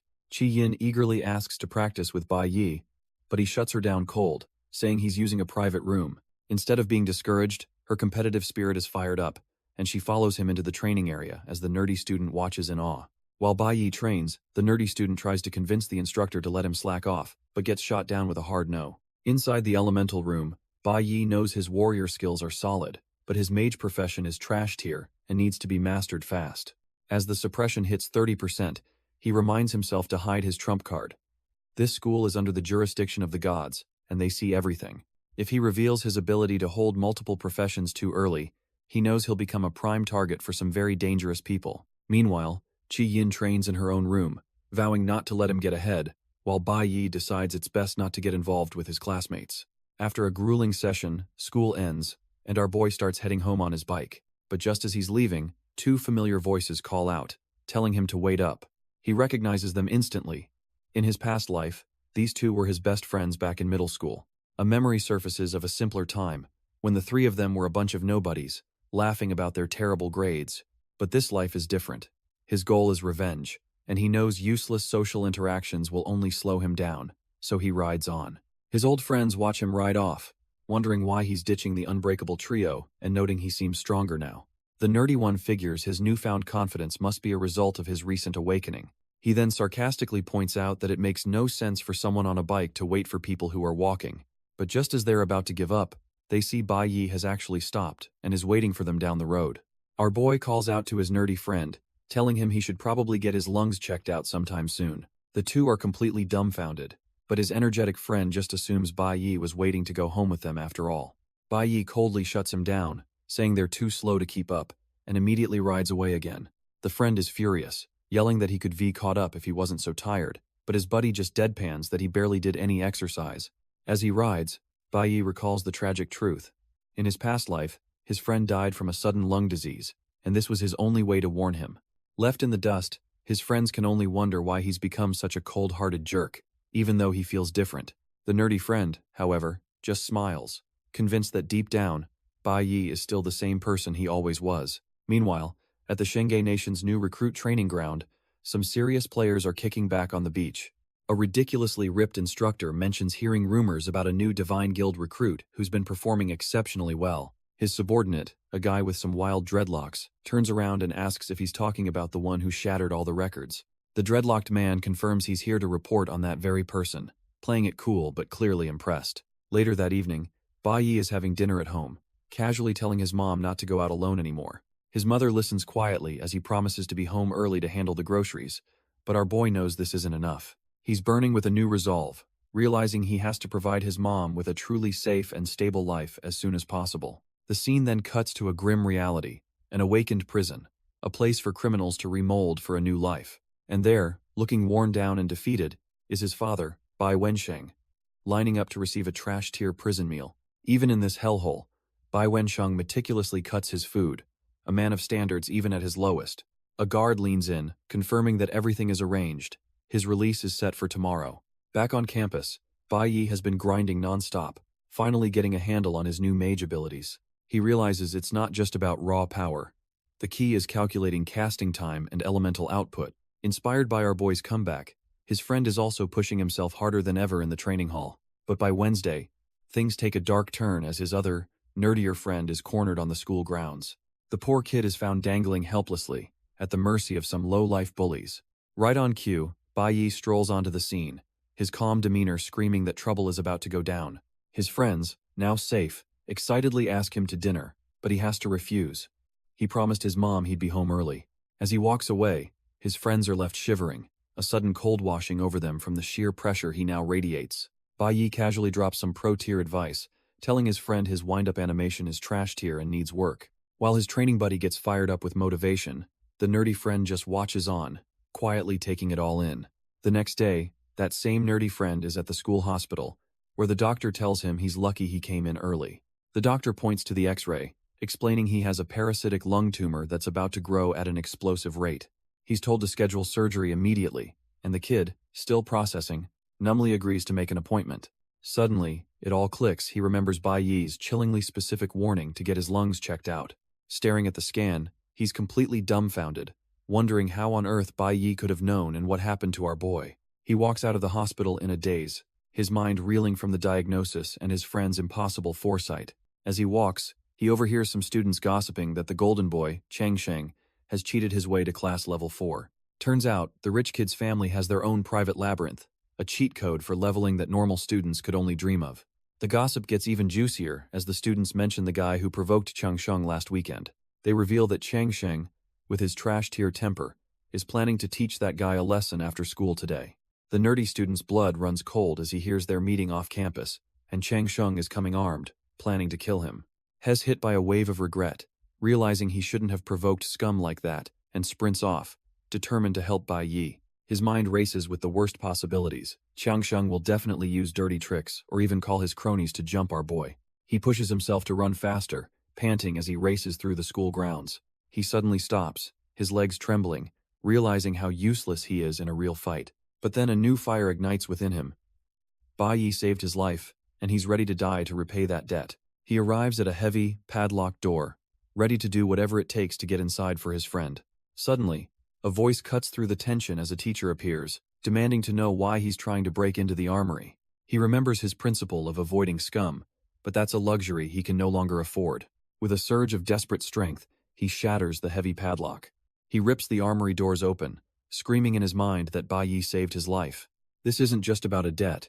He's willing to die to save the friend he now considers a brother. Ignoring everything else, his hand immediately finds the handle of a massive battle axe. He hefts the ridiculously oversized weapon, his only thought being that Bai Yi has to hang on.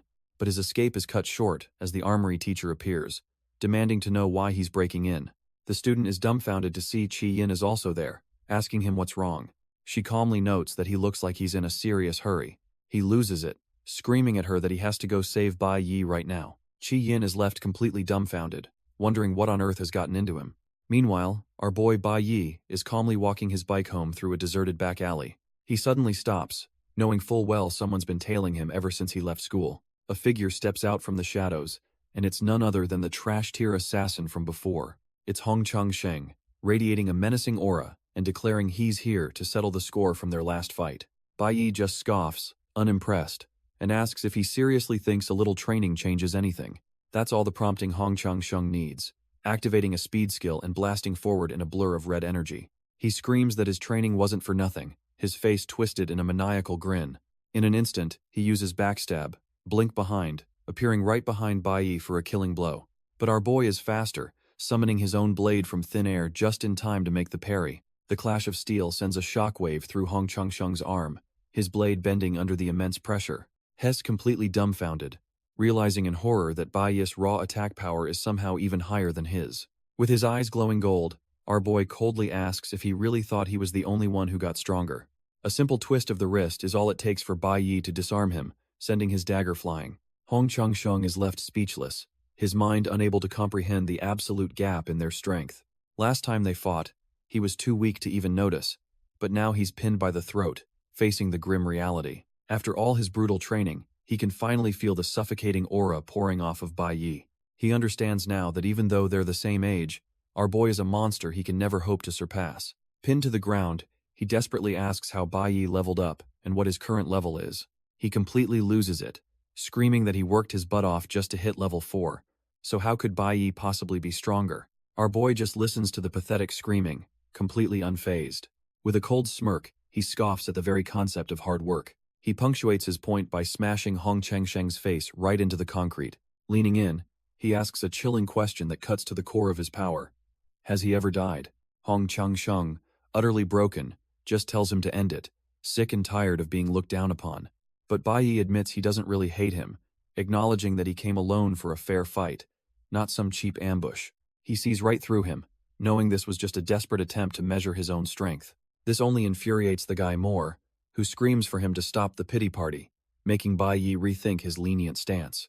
Meanwhile, Chi Yin and the nerdy kid finally arrive on the scene, armed and ready for a brawl. But they stop dead in their tracks, realizing the fight is already over, and there's absolutely nothing for them to do. Instead of finishing him off, our boy leans in and offers a deal, admitting he's been waiting for this exact moment. Hong Chang-sheng is dumbfounded as Bai Yi dangles the one thing he craves, a secret to getting stronger, fast. But there's a catch, as Bai Yi's eyes glow with intensity, explaining that this power will cost him something in return.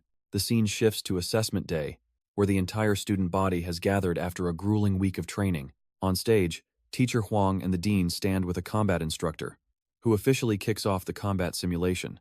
The instructor immediately gets real with the students, warning them that this is no game. They're entering a live labyrinth. He explains that while the dungeon is partially sealed, it's still crawling with dangerous beasts that will tear them apart. To prevent a total bloodbath, he reveals that high school division seniors will be assigned to guide them. One of the seniors smirks, knowing full well these rookies need babysitting. They'll form small teams with one senior as their lifeline. The instructor lays out the final choice. They can tackle either a trash, tier F class, or a slightly more lethal E-class instance. He warns them that the E-class dungeon is a whole different beast, not recommended for the weak-willed. And if that wasn't enough, failing the challenge means losing precious academic credits, a serious blow to their future. With the stakes laid bare, the instructor announces it's time to choose, and teams will be formed based on their selection. He then calls for a show of hands, asking who's got the guts to tackle the E-class labyrinth. As expected, the confident Chi Yin immediately raises her hand, ready for a real challenge. Hong Chang-sheng, not one to be outdone, also volunteers, eager to prove he's still top dog. The other students are dumbfounded, with one kid muttering that he'd totally go too if he didn't have a trash-tier profession. The instructor tallies the votes, revealing only 8 brave souls chose the E-class. But Chi Yin notices our boy Bai Yi isn't one of them. Just as he's about to assign everyone else to the F-class dungeon by default, a voice cuts through the crowd. It's Bai Yi, who calmly raises his hand and declares he's skipping both options to challenge the school's D-class Spirit Jade Labyrinth. The instructor is left completely speechless, clipboard in hand, as if he just heard gibberish. The entire student body erupts, their jaws hitting the floor in collective disbelief. Even Hong Cheng-sheng, the resident hotshot, is dumbfounded by our boy's sheer audacity. The crowd goes wild, shouting that it's insane for a student to jump straight into a D-rank dungeon. But Bai Yi remains unfazed, his eyes burning with a resolve that cuts through all the noise. The dean, Hong Liang, finally steps in, reminding everyone that a D-rank cave is far too dangerous and is typically off-limits for students. Bai Yi coolly retorts that the rules of simulated combat explicitly allow students to choose their own level. He then lays it all out, stating the school's real mission is to scout talent for the Divine Core, which requires courage and strength. Looking the dean dead in the eye, he asks if he's really going to deny him the chance to prove himself. The dean plays his last card, saying the caves require a team, but our boy shuts him down immediately, declaring he'll go in alone. The dean, looking grim, states that the rules are for protection, and solo entry is strictly forbidden. But just as he thinks he's won, a hand shoots up from the crowd. It's Chi Yin, declaring she'll choose D rank too. The entire hall is stunned, as the top-ranking student makes her insane declaration with a bright smile. The dean is absolutely livid, asking if she's lost her mind, and how he'd ever face her father if she got hurt. But she just says she wants the highest score and, besides, she just feels like giving it a try, leaving the dean speechless with rage. Chi Yin turns to our boy with a supportive wave, ready to team up, but Bai Yi is having none of it. He flatly refuses her offer, stating he's going to solo clear it, leaving her completely dumbfounded. Suddenly, a new figure, the combat instructor, steps in, casually putting his hands on both of them and saying Bai Yi's refusal doesn't count. The dean can only watch, fuming, as the instructor calls them both out for thinking they're hot stuff just a week after awakening. The instructor then makes the final call, deciding the D-rank run will be a two-person team since no upperclassman would be crazy enough to join them. Just when it seems hopeless, a hand shoots up from the crowd as a senior volunteers to join the team. This smug-looking upperclassman, Xiling, declares he'll go to protect the flowers of the nation, clearly eyeing Chi Yin. The combat instructor looks relieved, glad that a capable senior like Xiling has finally stepped up to the plate. Chi Yin is shocked, whispering to our boy that this senior, Xiling, almost made it into the legendary Ultimate School Corps. Xiling approaches with an intimidating aura, but Bai Yi just stares back, completely unfazed by his reputation. When asked about the Ultimate School Corps, our boy bluntly states he's never even heard of it. Xiling just smirks, thinking Bai Yi is just another arrogant rookie who doesn't know his place. With the teams finally set, the instructor wastes no time, summoning a massive crimson portal for the simulation test. He warns them that professional streaming drones will be recording their every move inside the caves. The instructor then rallies the entire student body, challenging them all to give it their best and aim for the top score. But our boy doesn't even flinch, his eyes burning with a cold focus that says he's ready for war. Turns out, the entire Awakened Academy was built on top of a conquered Great Demon Cave. Both the high school and middle school divisions use the area, with portals leading to different zones. The Great Cave spawned countless smaller dungeons, perfect for student trials. Most of these pocket dimensions are controlled at a manageable F to D rank difficulty. The less experienced students look absolutely terrified as they're sucked into the glowing blue portals. Stepping through the gate marks the official start of the simulated combat, and there's no turning back now. Bai Yi's team enters their dungeon, immediately getting tailed by a drone broadcasting their every move. He instantly realizes he has to hold back. Revealing all his trump cards on a live stream would be a rookie mistake. They find themselves in a pitch-black forest, where some seriously menacing-looking vines are already creeping towards them. The team's senior guide, Xiling, immediately puffs out his chest, promising to protect the rookies. Chi Yin asks about the dungeon's difficulty, and Xiling explains that the truly dangerous D-rank beasts are usually sealed off. He smirks, warning them not to underestimate even high-level E-rank monsters. Xiling condescendingly calls them small fry, which clearly catches Chi Yin off guard. He offers to find them some weak mobs to farm, but Bai Yi just silently walks right past him. The senior is left completely dumbfounded, not understanding why he's being ignored. He finally snaps out of it, and yells at Bai Yi, warning him not to rush ahead and attract attention. Our boy doesn't even turn around, coldly telling the senior that he talks way too much. Bai Yi then tells him to just stand back and watch, making it clear he doesn't need a babysitter. Xiling and Chi Yin are left utterly speechless, watching as the so-called rookie takes command. Turns out, their little expedition is being broadcast for the entire school to see. A massive crowd of students has gathered to watch the annual simulated combat livestream. Even the school's elite are tuning in, watching the rookies from a private viewing room. Inside the exclusive Ultimate Campus Lounge, the top dogs are taking notice.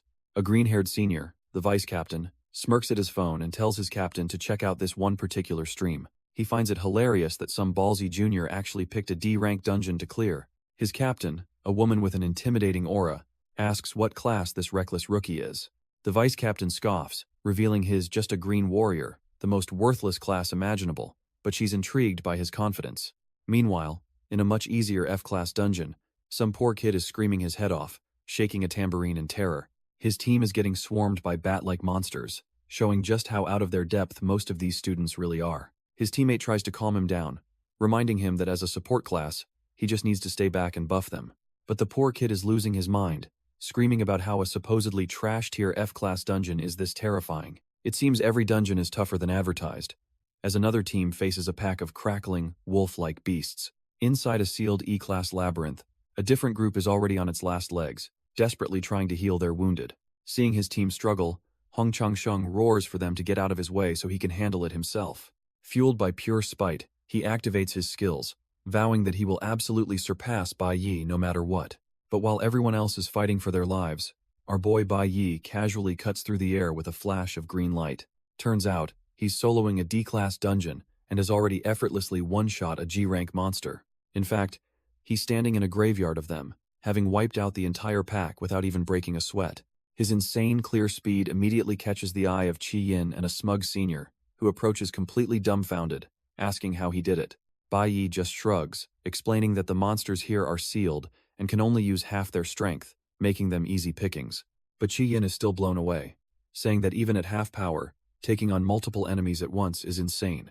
She admits with a sigh that she's still a long way from ever catching up to his level. Our boy just calmly tells her there's no need to compare herself to others. Instead, he says, she should just focus on being herself. His cool demeanor completely wins her over, and she declares she'll do her best, much to the senior Xiling's annoyance. Xiling is fuming internally, thinking this rookie has completely hogged all the damn spotlight. He steps forward, reminding Bai Yi with a scowl that this is a D-class dungeon, and he better not get conceited. Trying to act like a big shot, he ruffles Bai Yi's hair and says that as his senior, he should give him some advice. But as Xiling starts giving orders, Bai Yi just says he'll take the left path and walks off, leaving the senior dumbfounded and utterly ignored. While Xiling fumes about the disrespect, Bai Yi calmly tells Qi Yin to handle the weaker monsters on the right by herself. He explains this is an individual assessment, pointing out the drone recording everything for their final score. With a slight smile, he asks if she doesn't want to prove her own strength and get a good grade. His words hit the mark, and a newly determined Qi Yin declares she's ready for the challenge. In what feels like moments, the entire area is cleared, littered with the bodies of defeated monsters. Xiling is absolutely losing his mind, his pride completely shredded by this rookie's insane skill. Deciding to do things the hard way, he summons a glowing bow, ready to stir up some real trouble. Our boy simply turns with a smirk, as if he was expecting this trash-tier move all along. Suddenly, a monstrous two-headed flame lion erupts from the ground, a beast clearly summoned by the jealous senior. The beast's thorny vines erupt, instantly ensnaring Qi Yin, who is caught completely off guard. One of the massive heads lets out a deafening roar, its fiery maw just inches from her face. She's completely frozen in terror, thinking this is the end for her. From a safe distance, the smug senior Xiling just grins, absolutely loving the chaos he's created. But our boy isn't just standing around. He activates swiftness, kicking his speed into overdrive. He becomes a green blur, effortlessly weaving past the lion's snapping jaws. As he moves, he feels a strange new sensation, as if his skill is evolving mid-combat. The beast, ignoring the pest buzzing around it, turns back to finish off the trapped Qi Yin. In a flash of light, Bai Yi appears right in front of her, having mastered Flash Blink to deliver a brutal blow to the monster's face. The beast stumbles back, blood pouring from its eye, but it's far from finished. Bai Yi pulls Qi Yin behind him, who is dumbfounded at how a monster this huge can move so fast. Turns out, Xiling knew all about this labyrinth, including an overlooked monster that continuously respawns. He sneers, thinking these trash-tier recruits have no chance against a true D-class monster. To make matters worse, he reveals he used his skill to enhance the beast, cranking up its speed and power. As if that wasn't enough, the lion enters a berserk state, getting yet another massive boost to its stats. Our boy grits his teeth, realizing this juiced-up monster might actually force him to use his full strength. He sternly tells Qi Yin to fall back, knowing she's completely out of her league here. With all its buffs active, the two-headed flame lion lunges forward for the kill. But instead of running, Qi Yin defiantly steps forward, casting a powerful vine wall spell. Thick, thorny vines erupt from the ground, wrapping around the charging beast and halting its attack mid-pounce. She doesn't let up, pouring every ounce of her mana into the spell and summoning another layer of defense. The enraged lion is now completely cocooned in 3 layers of vines, roaring as it struggles against the bindings. Our boy looks back, genuinely surprised by her gutsy and surprisingly effective move. Chi-Yin pleads with him to let her join the fight, promising she won't be a burden against the D-class threat. Watching the stream, Xiling is absolutely floored, thinking she must be out of her mind to face a beast that almost devoured her. Bai Yi cracks a small smile, admitting he's impressed she recovered from her fear so quickly. With newfound resolve, she declares she's worked too hard to fall here, and it seems our boy has found himself a partner. Chi-Yin looks at our boy with absolute trust, declaring that with him here, there's no way she'll die. Bai Yi acknowledges her gambit, noting that since she used 3 skills at once, they can't waste this opening. He recalls his past life, remembering how Chi-Yin was already a shining star in middle school, dreaming of becoming a cleric. She came from a powerful family but was always kind and responsible, a natural-born leader. Head lost track of her after that, but now he realizes she's become someone he can truly trust on the battlefield. With a reliable partner, he thinks he can probably clear this dungeon without having to reveal his true, monstrous power. Watching the stream, Xiling scoffs, ranting that the two of them are delusional if they think that flimsy vine wall will hold. Hez absolutely fuming, convinced that real combat isn't about confidence and their trash-tier skills are useless against a D-rank beast. The smug senior just waits, planning to teach them a lesson when they inevitably fail and come crawling to him for help. Right on cue, the 2-headed flame lion shatters its bindings, roaring as Xiling promises to give them a lesson in physical skincare. With no time to waste, Chi-Yin lays out the plan. She'll lure the core, type lion, and Bai Yi just needs to nail the timing. The enraged beast immediately charges, forcing the duo to scatter to avoid getting flattened. Our boy explains that since he drew first blood, the monster's aggro is now completely locked onto him. He expertly baits the fiery beast, leading it on a chase, straight towards a massive pool of water. Without a second thought, Bai Yi plunges into the depths, goading the flame-wreathed monster to follow him in. As the lion crashes into the water, he gives Chi-Yin the signal, knowing its main weapon is now useless. Right on cue, she summons a powerful vine wall, erupting from the water to ensnare the drenched beast. From a distance, Chi-Yin pours her mana into the spell, keeping the monster completely immobilized.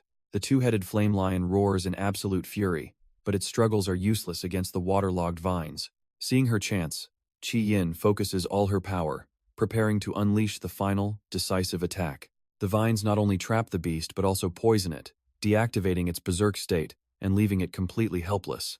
Chi-Yin channels her remaining power, buffing our boy as he emerges from the water, ready for the kill. With the monster cornered, Bai Yi declares it's time to end this test and aim for the highest score possible. Watching from the control room, the smug senior Xiling is absolutely losing his mind, unable to process how a single vine wall subdued a monster he personally buffed.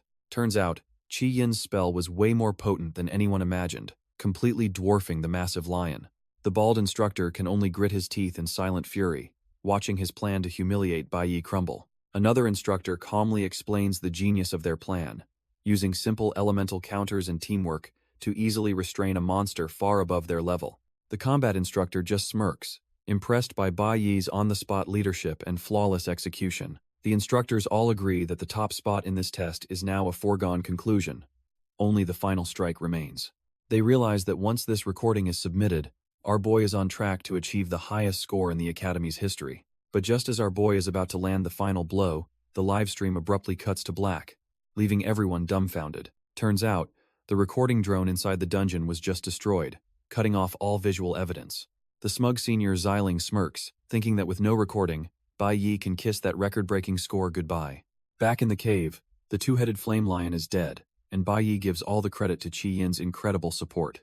He explains her high elemental resistance is what allowed her to use a simple vine skill with so many complex variations to trap the beast. Suddenly, Xiling himself appears, condescendingly telling them the boss is dead and they should get going. But our boy isn't letting this slide, coldly telling Xiling that he's had enough of his games. Bai Yi lays it out plain and simple. He knows Xiling buffed the monster, an act that could have easily killed them all. Xiling tries to play it off, claiming he meant to buff Chi-Yin but missed, but Bai Yi just calls his skill level pathetic. That insult hits a nerve, and the senior's face twists with pure, unadulterated rage. Bai Yi continues to mock him, asking if that's really the best an archer can do with his aim. Qi Yin jumps in, adding that with such trash-tier skills, it's no wonder he wasn't picked for the ultimate school team. Completely triggered, Xiling summons his golden energy bow, demanding to know what they just said.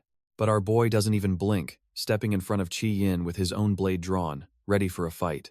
Xiling freezes, the reality of attacking another student in a recorded dungeon finally hitting him. He seethes, but ultimately backs down, dematerializing his bow and muttering that this isn't over.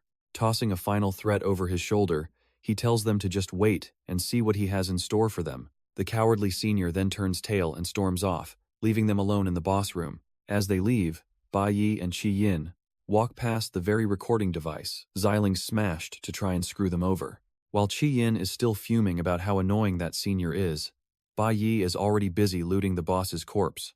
Bai Yi realizes that Xiling's tantrum actually helped him by isolating them, giving him the perfect window of opportunity. With a sly grin, he thinks that now he finally has the chance to take care of some unfinished business. He throws up a massive, crimson ceiling array, blocking the entrance to the demon cave completely.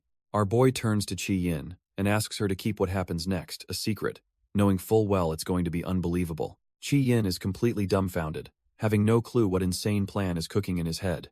He recalls his deal with the demon king, Belphegor, who reminded him that the unsealed magic stone was with Uncle Kun.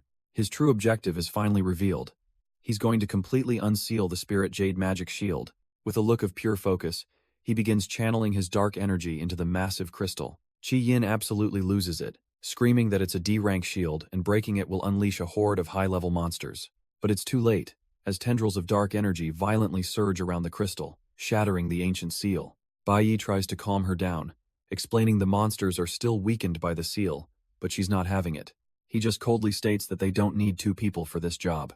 Suddenly, his entire aura shifts as he taps into a completely different power source. Qi Yin's eyes go wide with disbelief, unable to process what she's seeing. She absolutely loses her mind, pointing and stuttering, completely dumbfounded. Because our boy is now standing there holding a mage's staff, radiating immense magical power. He tells her to just stay by the exit and watch, planning to solo the entire wave himself. With a deafening roar, the first wave of monsters, a pack of three-headed flamehounds, breaks free. They immediately charge forward, a tide of claws and fire aimed directly at our lone mage. Qi Yin can only scream in terror, warning him to watch out for the incoming onslaught.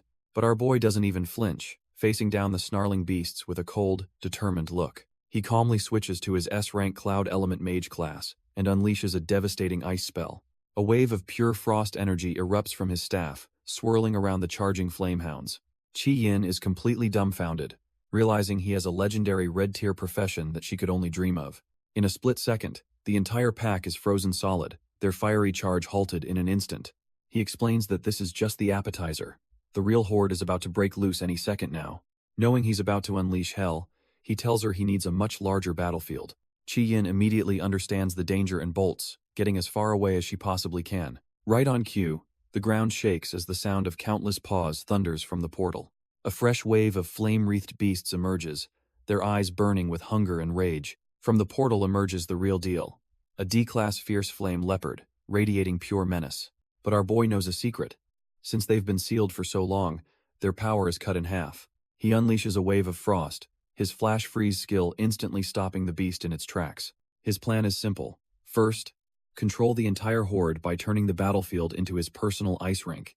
With the front line frozen solid, he easily sidesteps another pouncing shadow, his body glowing with power. Time for a change of pace. He instantly switches classes to his Nucleo Warrior form. A D-class fire saber-tooth lunges from the side, only to be met by his glowing green blade. He scoffs internally, wondering if it really thought a pathetic sneak attack would work on him. As another fiery beast charges, a strange, blazing humanoid figure streaks across the battlefield. Recognizing the new threat, he switches back to his Cloud Element Mage class, ready to cast again. The three-headed hound is frozen solid, its ferocious roar silenced in an instant of absolute zero. Watching from the sidelines, Qi Yin is left completely dumbfounded, wondering how he can switch professions so easily. It all clicks into place for her. Now she understands why our boy was so obsessed with training his elemental resistance. She reflects on the true essence of a mage, realizing it's all about manipulating the natural forces around you. In the past, she always thought raw power was king, getting frustrated when her own untamed magic failed her. But watching Bai Yi, she finally gets it. True strength lies not in power, but in absolute control over that power. He demonstrates this by effortlessly conjuring massive shards of ice, preparing to obliterate the frozen horde. With a single thought, he unleashes a devastating attack, getting an insane amount of mileage out of a basic skill. Qi Yin's eyes widen in shock and admiration. The level of mastery he's already achieved is just unreal. Our boy simply stands there, a king in his icy domain, surrounded by a gallery of frozen D-class beasts. A grim thought crosses Qi Yin's mind. Compared to a monster like him, she and everyone else were left in the dust ages ago. The weight of this realization hits her hard, understanding the sheer, uncrossable gap between them. But that despair quickly melts into pure admiration, as she can't help but think he's the coolest guy she's ever seen. Suddenly, the ground trembles as a colossal foot stomps down, signaling the arrival of the real boss. A D-class hell mammoth emerges. The labyrinth lord itself, its power so immense it has to be sealed just to be contained. But our boy isn't even fazed, smirking as he says he's been waiting for this trash-tier boss to finally show its face. The mammoth charges forward with terrifying force, ready to trample everything in its path. But Bai Yi is one step ahead, instantly switching to his Nucleo Warrior class and declaring he's here to take something from the beast. He becomes a blur of green light, closing the distance in an instant as the mammoth barrels towards him. With a single, blindingly fast slash, he lands a devastating critical hit right between the monster's eyes. The blade sinks deep, tearing through the beast's thick hide like it's nothing. He follows through with a whirlwind of slashes, leaving the mammoth bleeding from a dozen new wounds. Our boy just smirks, thinking that even a sealed level 15 monster is no match for a level 10 prodigy like him. The mammoth stumbles back, roaring in a mix of pure agony and rage, but its fury overrides the pain, and it lowers its head for another desperate, earth-shaking charge. Its foot comes crashing down, but Bai Yi has already vanished from the spot.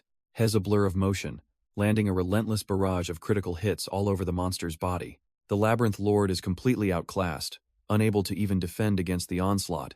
Seeing his opening, Bai Yi's eyes begin to glow with an intense, golden power. He gathers his energy, preparing to unleash his ultimate skill as the word Sanctuary begins to form. With his 1 against 100 title active, our boy unleashes his ultimate skill, Sanctuary. The Hell Mammoth doesn't even stand a chance, caught in a blinding flash of golden light. In an instant, the entire horde of D-class beasts is vaporized, their forms shattering like glass. A flood of notifications confirms the massacre, netting him a ton of EXP and even a high-grade material for an S-rank weapon. Bai Yi casually dismisses the lingering energy, the absolute carnage he just caused, meaning nothing to him. His eyes land on the real prize, a unique item that dropped from the Labyrinth Lord. He finally has it, the Resonant Kingstones, the very reason he came to this trash-tier dungeon. The massive EXP gain levels up both his classes to D rank and even upgrades his title with a lifesteal effect. Just then, Qi Yin arrives on the scene, completely dumbfounded by the field of frozen monster corpses. Bai Yi simply turns to face her, calmly calling out her name amidst the devastation. Bai Yi calmly asks Qi Yin if she remembers the promise he made to her earlier. She's confused for a second, right before a system notification reveals she's leveled up to E-class just by being in his party. Meanwhile, outside, the instructors are freaking out, realizing the dungeon's seal has shattered under a massive energy spike. The smug senior, Xiling, stops the combat instructor, mocking him for not being inside to protect the underclassmen. But the instructor shoves him aside, screaming that there's no time for this nonsense because the seal is broken. The teachers sprint past, leaving Xiling completely behind as they rush to the scene of the disaster. Xiling, however, just starts cackling, absolutely delighted that karma is about to hit the freshmen hard. The instructors burst into the dungeon's core, yelling for the two students, expecting to find nothing but carnage. Instead, they find Bai Yi and Qi Yin standing there without a single scratch, leaving the teachers utterly speechless. Our boy, completely unfazed by their panic, simply asks what all the teachers are doing in his dungeon. The combat instructor is dumbfounded, wondering if the seal wasn't broken after all and if the machine just had an error. The scene cuts to earlier that day, revealing the smug senior Xiling meeting with the ultimate campus vice captain. Xiling confidently asks if the materials he submitted are enough to finally secure that last coveted spot on the team. But the vice captain just shreds his application, coldly informing him that the captain has already chosen someone else. Xiling is absolutely livid, demanding to know who could have possibly been picked over a prodigy like him. He grabs the vice captain by the collar, screaming about how his skills and background should have made him the obvious choice. Just then, the team's captain arrives as the vice captain calmly states they've already found their most valuable person. Turns out, the captain, a golden electro-element assassin named An Lei, has her eyes on someone else, thinking that Bai Yi is a very interesting kid. Later that evening, we see two men sitting at a table in what looks like a gritty part of town.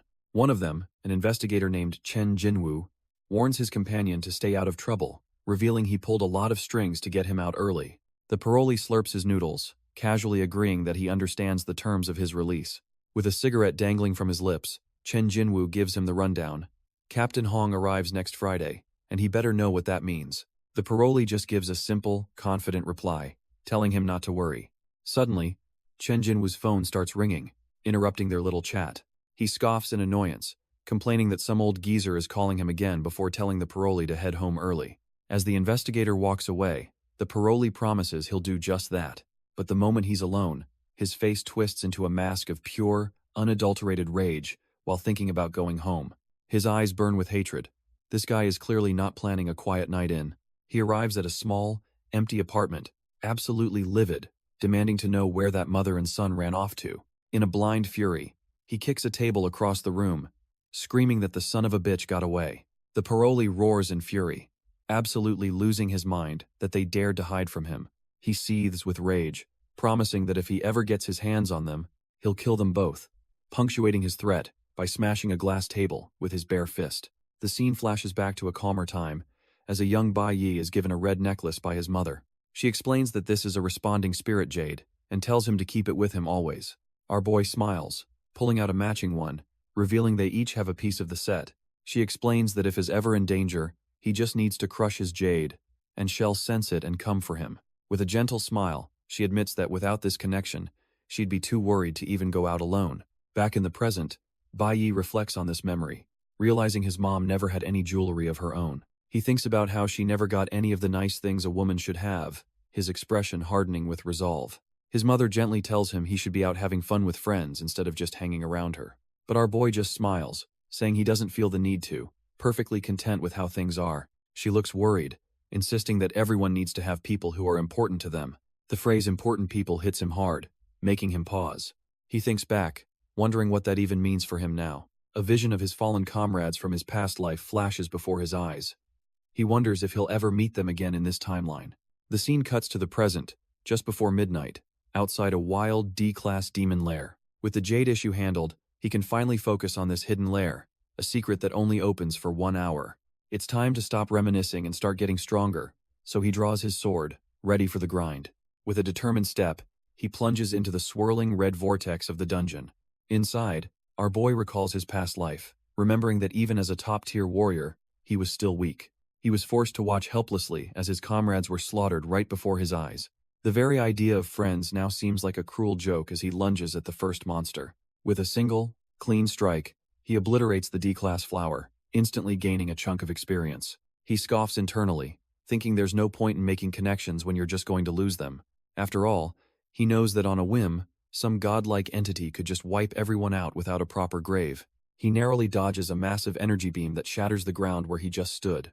Weaving through its thrashing vines, he lands a brutal critical hit right on the monster's core. Another beast falls, but it's not enough. The only answer is to become overwhelmingly stronger. He's already moving, a blur of motion, pushing himself to get faster and more powerful.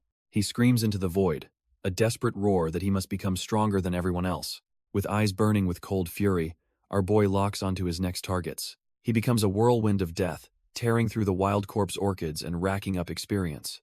Not even bothering to use his hands, he rips a monster apart with his teeth, knowing he has to fight with everything he has.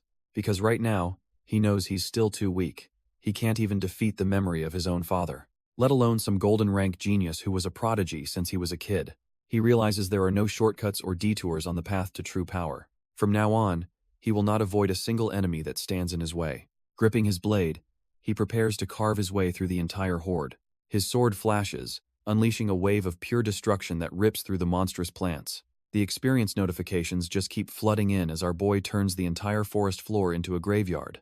He feels the power coursing through him, the golden aura of his newfound strength exploding outwards. With cold, determined eyes, he knows this is just the beginning of his brutal grind. A system notification pops up. The dungeon entrance closes in 20 minutes, meaning he's on the clock to find the boss. He finally reaches the deepest part of the lair, standing before a colossal, shadowy figure.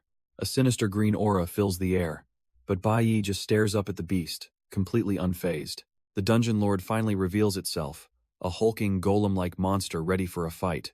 But just as he prepares to engage, he senses a sudden movement from an unexpected direction. A volley of deadly green projectiles slices through the air, aimed right at him. Turns out the boss, a level 20 D-rank lord named Ye Wuming, is way faster than he looks, closing the distance in an instant. Our boy doesn't even flinch, summoning his golden blade to meet the attack head-on. With a clean slice, he lops off the golem's entire arm, thinking it's an easy first strike. But the dungeon lord, Ye Wuming, just stares at its stump, completely unbothered by the damage. In a flash of green light, it uses a self-healing skill, and the arm grows back instantly. Bai Yi is stunned. He's never seen a regeneration ability this powerful on a D-rank boss. The golem slams its brand new fist into the ground, shaking the entire cavern. Suddenly, the floor erupts with dark energy and shadowy vines, aiming to ensnare him. Bai Yi remains calm, but he can feel the boss's immense power radiating behind him. But then something even weirder happens. The corpses of the plant monsters he killed earlier begin to stir. He's completely dumbfounded as the slain beasts rise again, wondering how this is even possible. Our boy realizes something is terribly wrong. A D-rank lord shouldn't have a revival skill. Before he can even process it, a shadowy tendril whips through the air behind him. He barely has time to register the incoming attack, his eyes wide with shock. The sharpened limb pierces straight through his side in a brutal spray of blood. He looks down, dumbfounded, at the monstrous arm that has completely run him through. Turns out, the dungeon has a sick twist. There are 2 level 20 D-rank lords, and this is Ye Wuming's twin brother. With the first golem fully healed and its twin revealed, our boy is now facing an impossible 2-on-1 battle. Gritting his teeth through the agony, he knows this has just become a fight for his very survival. But just as things hit rock bottom, the clock strikes 1 in the morning. A system notification pops up for everyone outside. The demon lair entrance has officially closed. The scene shifts to a rainy Saturday evening, May 30th. Meanwhile, Bai Yi's mother paces anxiously, realizing another day has passed and her son is still missing. Fearing he's gotten into trouble again, she decides she can't just wait around and has to find him herself. She rushes out of her apartment and into the stormy night. But just outside, a shadowy figure stumbles over empty bottles, mockingly greeting Mommy and the kid. It's Bai Yi's trash-tier father, Bai Wensheng, looking absolutely furious that they dared to rent a new place without him. As lightning cracks across the sky, he sneers about how they seem to be enjoying their new life. His eyes glow with pure, unadulterated rage, promising nothing but trouble. Unaware of the danger waiting, Bai Yi's mother makes her way through the building's security gate. She steps out into the rain, her heart heavy with worry for her son, completely oblivious to the monster lurking nearby. Suddenly, our boy's eyes fly open with a jolt of pure dread, as if sensing the danger brewing back home. At the same time, a massive bolt of lightning tears through the stormy sky, heralding the chaos to come. But Bai Yi isn't at home. He's trapped in a dungeon, sword in hand, facing an endless nightmare. He realizes with grim certainty that this is the 5th wave of monsters, and they just keep getting back up. A grotesque, heart-devouring flower lunges at him, its thorny tentacles lashing through the air. He cuts them down with practiced ease, but the system notifications confirm his worst fears. He's gaining barely any experience. He grits his teeth in frustration. Killing these resurrected monsters over and over is yielding absolutely nothing. Looking past the cannon fodder, he knows he has to find the source of their endless regeneration to stand a chance. Turns out, it's not just one boss, but 2 D-rank lords, the twin golems Ye Wuming and Sai Wuming, reviving everything he kills. With no other choice, Bai Yi unleashes his flash step, rocketing towards the twin lords to end this farce once and for all. He soars through the air, bringing his blade down hard on the green golem, Ye Wuming. With laser focus, our boy pours everything into this one decisive strike. His sword connects, shattering the golem's stone-like body with a powerful impact. The system even confirms a critical hit, blowing a massive hole right through the monster. But to his shock, the gaping wound instantly begins to glow and regenerate at an impossible rate. He realizes the other golem, Si Wuming, is acting as a dedicated pocket healer for its twin. This isn't the first time. He recalls how even decapitating it was useless as it just healed right back. Bai Yi is dumbfounded. This level of healing surpasses even an S-ranker, so there must be a hidden power source. Before he can formulate a new plan, the golem is instantly back to full health. Now fully restored, the beast lunges forward, launching a ferocious counterattack of its own. The golem's fist comes crashing down, but our boy meets it head-on, expertly executing a parry. Turns out, a perfect parry within 0.01 seconds can reflect all the damage. a feat even Belphegor watches with interest. Bai Yi is impressed. This monster is actually learning and adapting to his moves mid-fight. The golem stands firm, having weathered the reflected blow without a scratch. It even speaks, acknowledging that Bai Yi is an incredibly strong opponent. With that, the beast decides to get serious, transforming into a deadlier, armored, second form. Our boy is momentarily stunned by the sudden surge of power, realizing this fight just got a lot harder.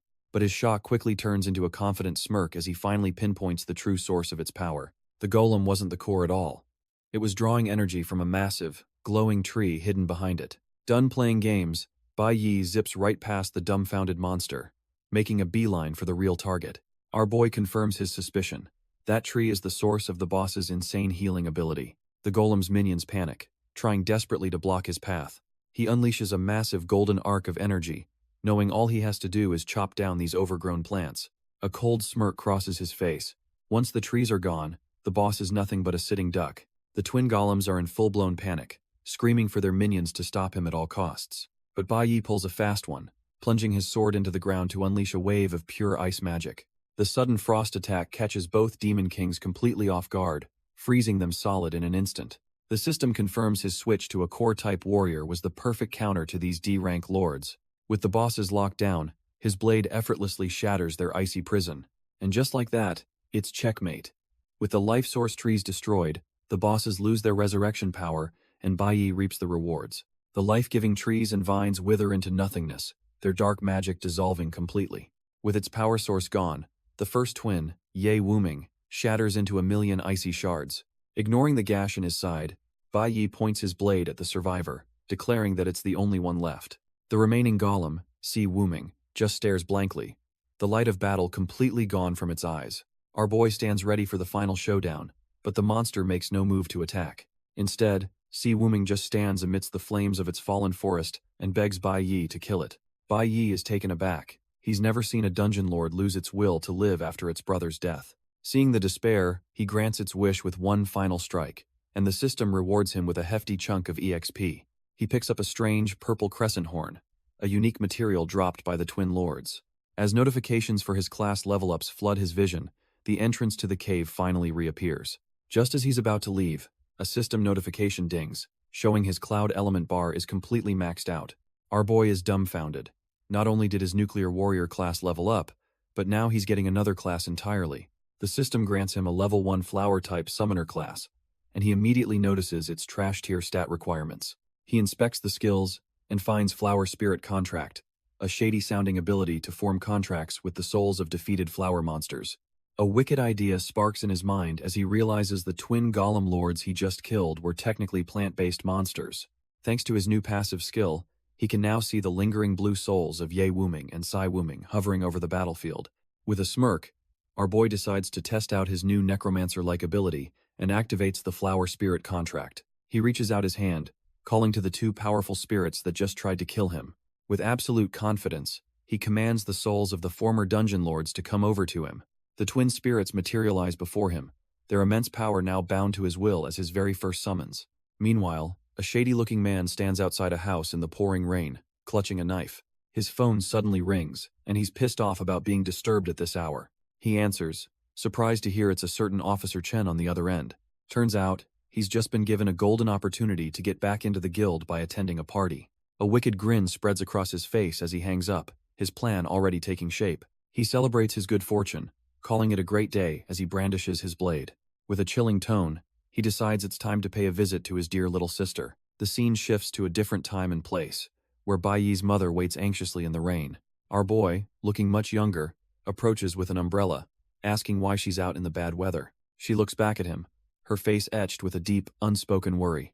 A younger Bai Yi gently tells his mother that it's time to go home, shielding her from the downpour. His mom's heart aches, thinking he's just a silly child for going to such lengths for her. She remembers him saying he was just going out to get her a belated Mother's Day gift. But as she sits inside, a sudden, blinding flash from the window shatters the quiet moment. Back in the present, our boy lies in bed, wondering if his mother, who cannot speak, is truly as oblivious as she seems. He mulls over his current arsenal, now possessing the powers of a warrior, a summoner, and a mage. His status screen confirms 2 of his classes are already D rank, but his thoughts drift to his father, who's been locked up for 21 days. He knows his father's release is scheduled in 5 days, but there's always a chance the old man could bribe a guard for an early exit. That's precisely why he prepared those protective artifacts for his mother, just in case things go south. The next morning, he stands resolute, realizing he can't just run away to train.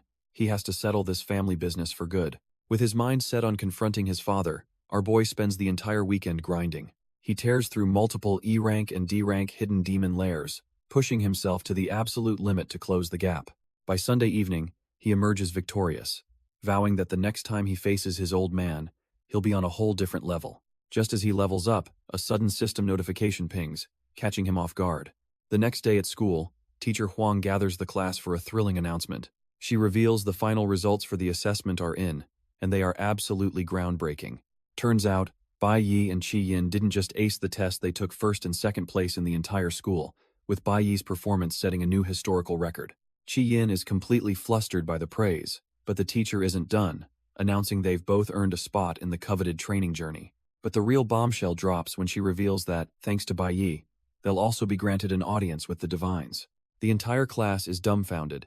An audience with the divines is an honor so rare that even high-ranking clerics can only dream of it. Bai Yi realizes this is an unexpected chance to meet the legendary divines face to face. His friends are completely overjoyed, with one tearfully begging him not to forget them when he makes it big. Another classmate just smiles proudly, saying he always knew our boy was destined for greatness. Meanwhile, in the dean's office, Hong Chang-sheng is being questioned about his own results. The dean, who is also his uncle, suggests he could easily use his father's influence to tag along on the training journey. But the very idea wounds his pride, and he clenches his fist in frustration. He flatly refuses, stating he only got third place and won't ride his father's coattails to the top. The dean is actually impressed, smirking that his nephew has finally shown some real backbone. But Hong Chang-sheng isn't done.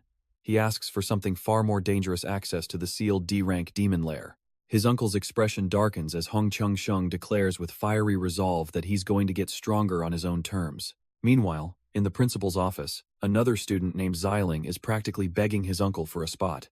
He desperately argues that he has to go on the training journey because he's the last heir of the Z family. But his uncle, Principal Zi Yongqing, is having none of it, scolding him for acting so impulsively when their bloodline is on the line. The principal gets straight to the point, demanding to know why Xiling pulled such a dirty move during the combat test. Turns out, this trash-tier senior powered up a demonic beast just to backstab the underclassmen, and now he's caught red-handed. The principal scoffs, asking if Xiling really thought the school's higher-ups were too dumb to see through his pathetic little scheme. An immense pressure crushes Xiling as his uncle reveals the only reason he wasn't expelled is because he personally covered it up. The sheer weight of his uncle's disappointment and power makes Xiling's legs give out from under him. He collapses to his knees, completely breaking down and apologizing profusely for his actions. With tears streaming down his face, he admits he was wrong, his pride utterly shattered. But the dean isn't here for apologies. With a glare that could kill, he commands his pathetic nephew to stand up. Xiling is still sweating bullets, completely terrified of his uncle's wrath. The dean reveals that Xiling's little stunt had an unintended side effect. It put our boy, Bai Yi, on the higher-ups' radar. Now, the top brass thinks something is seriously off about Bai Yi, and they're watching him closely. His growth curve is just too unnatural, so now someone from the legendary divines wants to meet him in person. The dean gives him one last chance. Xiling can go on the training journey, but if he causes any more trouble, he's on his own. Hearing this, Xiling's fear instantly vanishes, replaced by a smug grin as he eagerly agrees to the terms. He clenches his fist, already fantasizing about getting his revenge on Bai Yi during the trip. And his twisted ambition doesn't stop there. He's also dead set on making the captain, Lei, his property. Later that day, another student is left dumbfounded, holding an invitation from the prestigious Ultimate Club. Turns out, that prestigious invitation is for none other than our boy, Bai Yi. The entire class is in an uproar. Joining the Ultimate Club is a free pass into the legendary Guild of the Gods. Students whisper in awe, recalling that the club was founded by the school's only golden rank assassin. They can't believe it, people fight tooth and nail for a spot, and a middle schooler just got a personal invite. One classmate is so overwhelmed with pride for Bai Yi that he's literally crying his eyes out. But Bai Yi just silently takes the invitation, his face giving away nothing. He then casually strolls over to the trash can at the front of the room, and in a move that leaves everyone speechless, he just drops the golden ticket right in the bin. The whole class erupts, screaming at him and calling him an idiot for rejecting the opportunity of a lifetime. Unfazed by the chaos, our boy simply announces he's leaving, and walks straight out the door. While the rest of the class is still losing their minds, a few students approach the nerdy kid, completely dumbfounded by Bai Yi's actions. The bowl-cut student stares at the trashed invitation, lamenting the wasted opportunity of a lifetime. He turns to the nerdy student, demanding to know if he understands what Bai Yi was thinking, since they seem to know each other. The nerdy student calmly explains that Bai Yi isn't the type to join a group. He's a natural-born leader, not a follower. Meanwhile, our boy has already made his way to the mountain behind the school, far from the classroom drama. He thinks to himself that he's finally gained access to the D-rank demon lairs, a place no one dares to enter at night. Suddenly, Hong Changsheng appears from the shadows, his aura flaring as Bai Yi tells him it's time to go in. Bai Yi just gives a simple nod, ready to face whatever's inside without a shred of fear. But Hong Changsheng starts getting cold feet, arguing that a D-rank lair is too dangerous, only for Bai Yi to tell him to cut the crap. Our boy recalls their deal. Head teach Hong Changsheng practical combat techniques in exchange for access to the school's demon lairs. Hong Changsheng is absolutely floored, realizing our boy didn't just get access to one D-rank lair, but all of them. His training is off to a rough start, as a massive beast sends him flying, proving he's way out of his league. Bai Yi casually offers help, but Hong Changsheng, full of pride, stubbornly tells him to get lost. Despite his tough talk, the monster immediately lunges for the kill, about to turn him into a midday snack. Turns out, Bai Yi is grinding this hard because he's hit a wall. He still can't enter the Tower of the Brave until he hits B rank. His gaze is locked on that single goal, and nothing else matters right now. Hess already wiped out every wild demon lair he could find, making the school's dungeons his only path to level up. The grind is real. After hitting D rank, EXP gain has slowed to a crawl, and he's been trashing every other invitation. Back in the present, Hong Changsheng is once again about to be eaten, facing down the monster's gaping maw.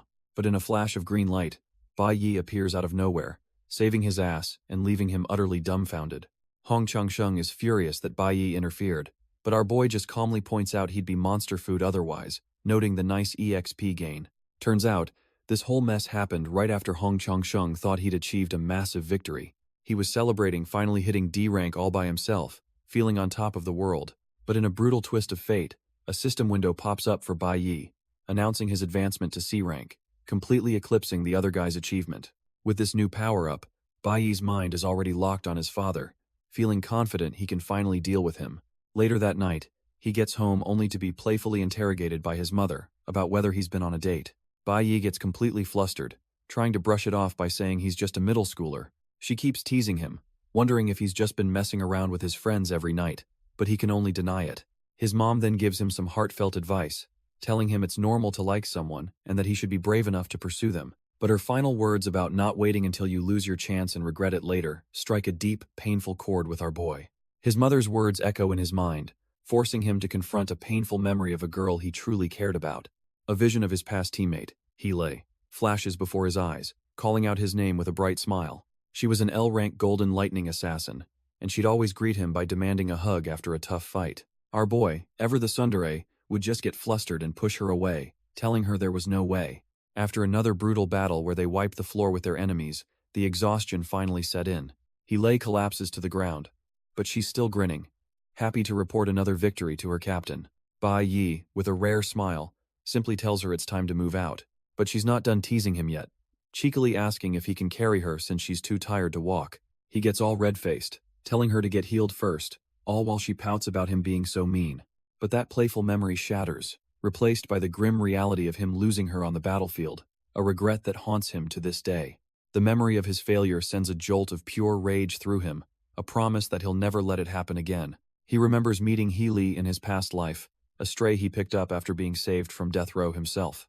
But in this new timeline, he has no clue where she is, and the thought of finding her feels like an impossible task. The worst part is, he's the only one who remembers their past. If they met now, they'd just be strangers. But across the city, a very much alive Yahello sits on her bed with a sly little smirk. Turns out, she's been keeping tabs on our boy, and holding an invitation, she thinks he's getting more and more interesting. In fact, she's now a Z-rank captain, and she decides she'll deliver that invitation to him personally tomorrow. Meanwhile, Bai Yi is lost in another memory, this time of his birthday, holding a gift he received long ago. A vision of his mother appears, her warm smile telling him that the gift is from her. The word present echoes in his mind, a simple word now loaded with the weight of 2 lifetimes. He finally opens the box, a relic from a life he can never get back. Inside, He finds a simple scarf, and the sight of it stops him cold. A note from his mother wishes him happiness, but he's just confused a scarf, right before summer? And then it hits him like a lightning bolt, a memory he'd long forgotten. He recalls asking her if she somehow knew he was heading to the treacherous Holy He Kingdom. She just smiled, explaining the temperature there was brutal and that he needed to stay warm. Our boy is left dumbfounded. She knew about his secret life and dangerous plans all along. In another memory, she gives him money for his birthday, telling him to go celebrate with his best friends. But a lonely Bai Yi could only mumble that he didn't have any friends to treat. The painful memories fade as he finds himself back in the present, standing before the academy. Suddenly, a flashy water mage figurine appears on his desk, a gift from a classmate. Bai Yi is completely baffled, wondering what on earth this is. The bowl-cut student proudly announces it's his birthday present, gushing about how it's his favorite model. But another friend, a nerdy kid in overalls, scoffs that the gift is tacky and tells Bai Yi to check his out instead. He slides over a small case, boasting that it's a rare item that's hard to find these days. Our boy opens it and freezes. It's the soundtrack to his favorite movie from his past life, The Prestige. The gift triggers a flood of memories. He recalls sneaking off with this same friend to watch banned prehistoric films. His friend leans in, whispering a warning to hide it well so the teachers don't find it. Touched by the gesture, Bai Yi carefully slides the precious gift into his desk drawer. He turns back with a genuine smile, finally feeling a real connection as he thanks his old friend. The nerdy friend just smirks, proud of his thoughtful and unique gift. But the moment is interrupted when a girl with pink hair, Chi Yin, walks right up to our boy's desk.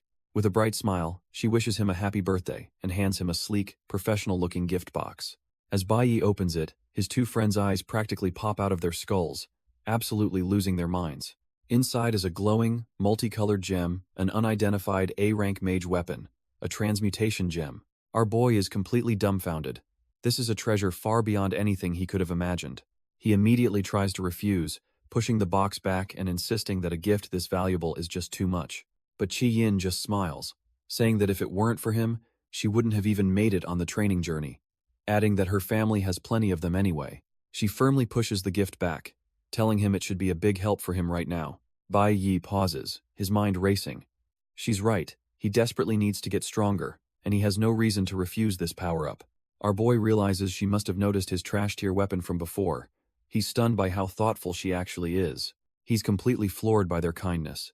He was planning on just leaving this place, but they actually remembered his birthday. Meanwhile, his two buddies start whispering, wondering when Bai Yi and Chi Yin got so close, even questioning if he's into girls. Chi Yin overhears their ridiculous gossip, but Bai Yi is lost in thought, reminding himself not to form any bonds here. But despite his own warnings, he turns to the group and suggests they all grab dinner together tonight. With a rare, genuine smile, he declares that it's his treat and asks if they're free. His friends absolutely explode with excitement, cheering wildly at the invitation. But the celebration is cut short as Bai Yi spots a group of high schoolers lurking by their classroom door. His guard immediately goes up, his eyes narrowing as he realizes they're heading straight for them. The classroom starts buzzing with rumors. The captain of the elite school squad is here to personally recruit Bai Yi. With a sigh, our boy decides it's better to refuse their offer face to face and gets up to meet them. His friends can't believe their luck, thinking they're about to witness another legendary showdown. The entire school is in an uproar, with students packing the balconies to get a glimpse of the action. Down the hall, the elite seniors wait. One of them, Xiling, looking particularly unimpressed. He scoffs internally, disgusted that this cocky brat Bai Yi is getting so much attention. Even the top dogs are here, the calm and collected vice captain, and the squad's captain, An Lei, herself. Bai Yi finally rounds the corner, his expression cold and unreadable as he approaches the group. But before a single word is spoken, golden lightning erupts from nowhere, zapping the senior students. Even Bai Yi is completely dumbfounded. This power isn't his, and he has no idea what's happening. The golden arcs of electricity intensify, converging down the hallway like a guided missile. The golden electricity slams down with the force of a thunderbolt.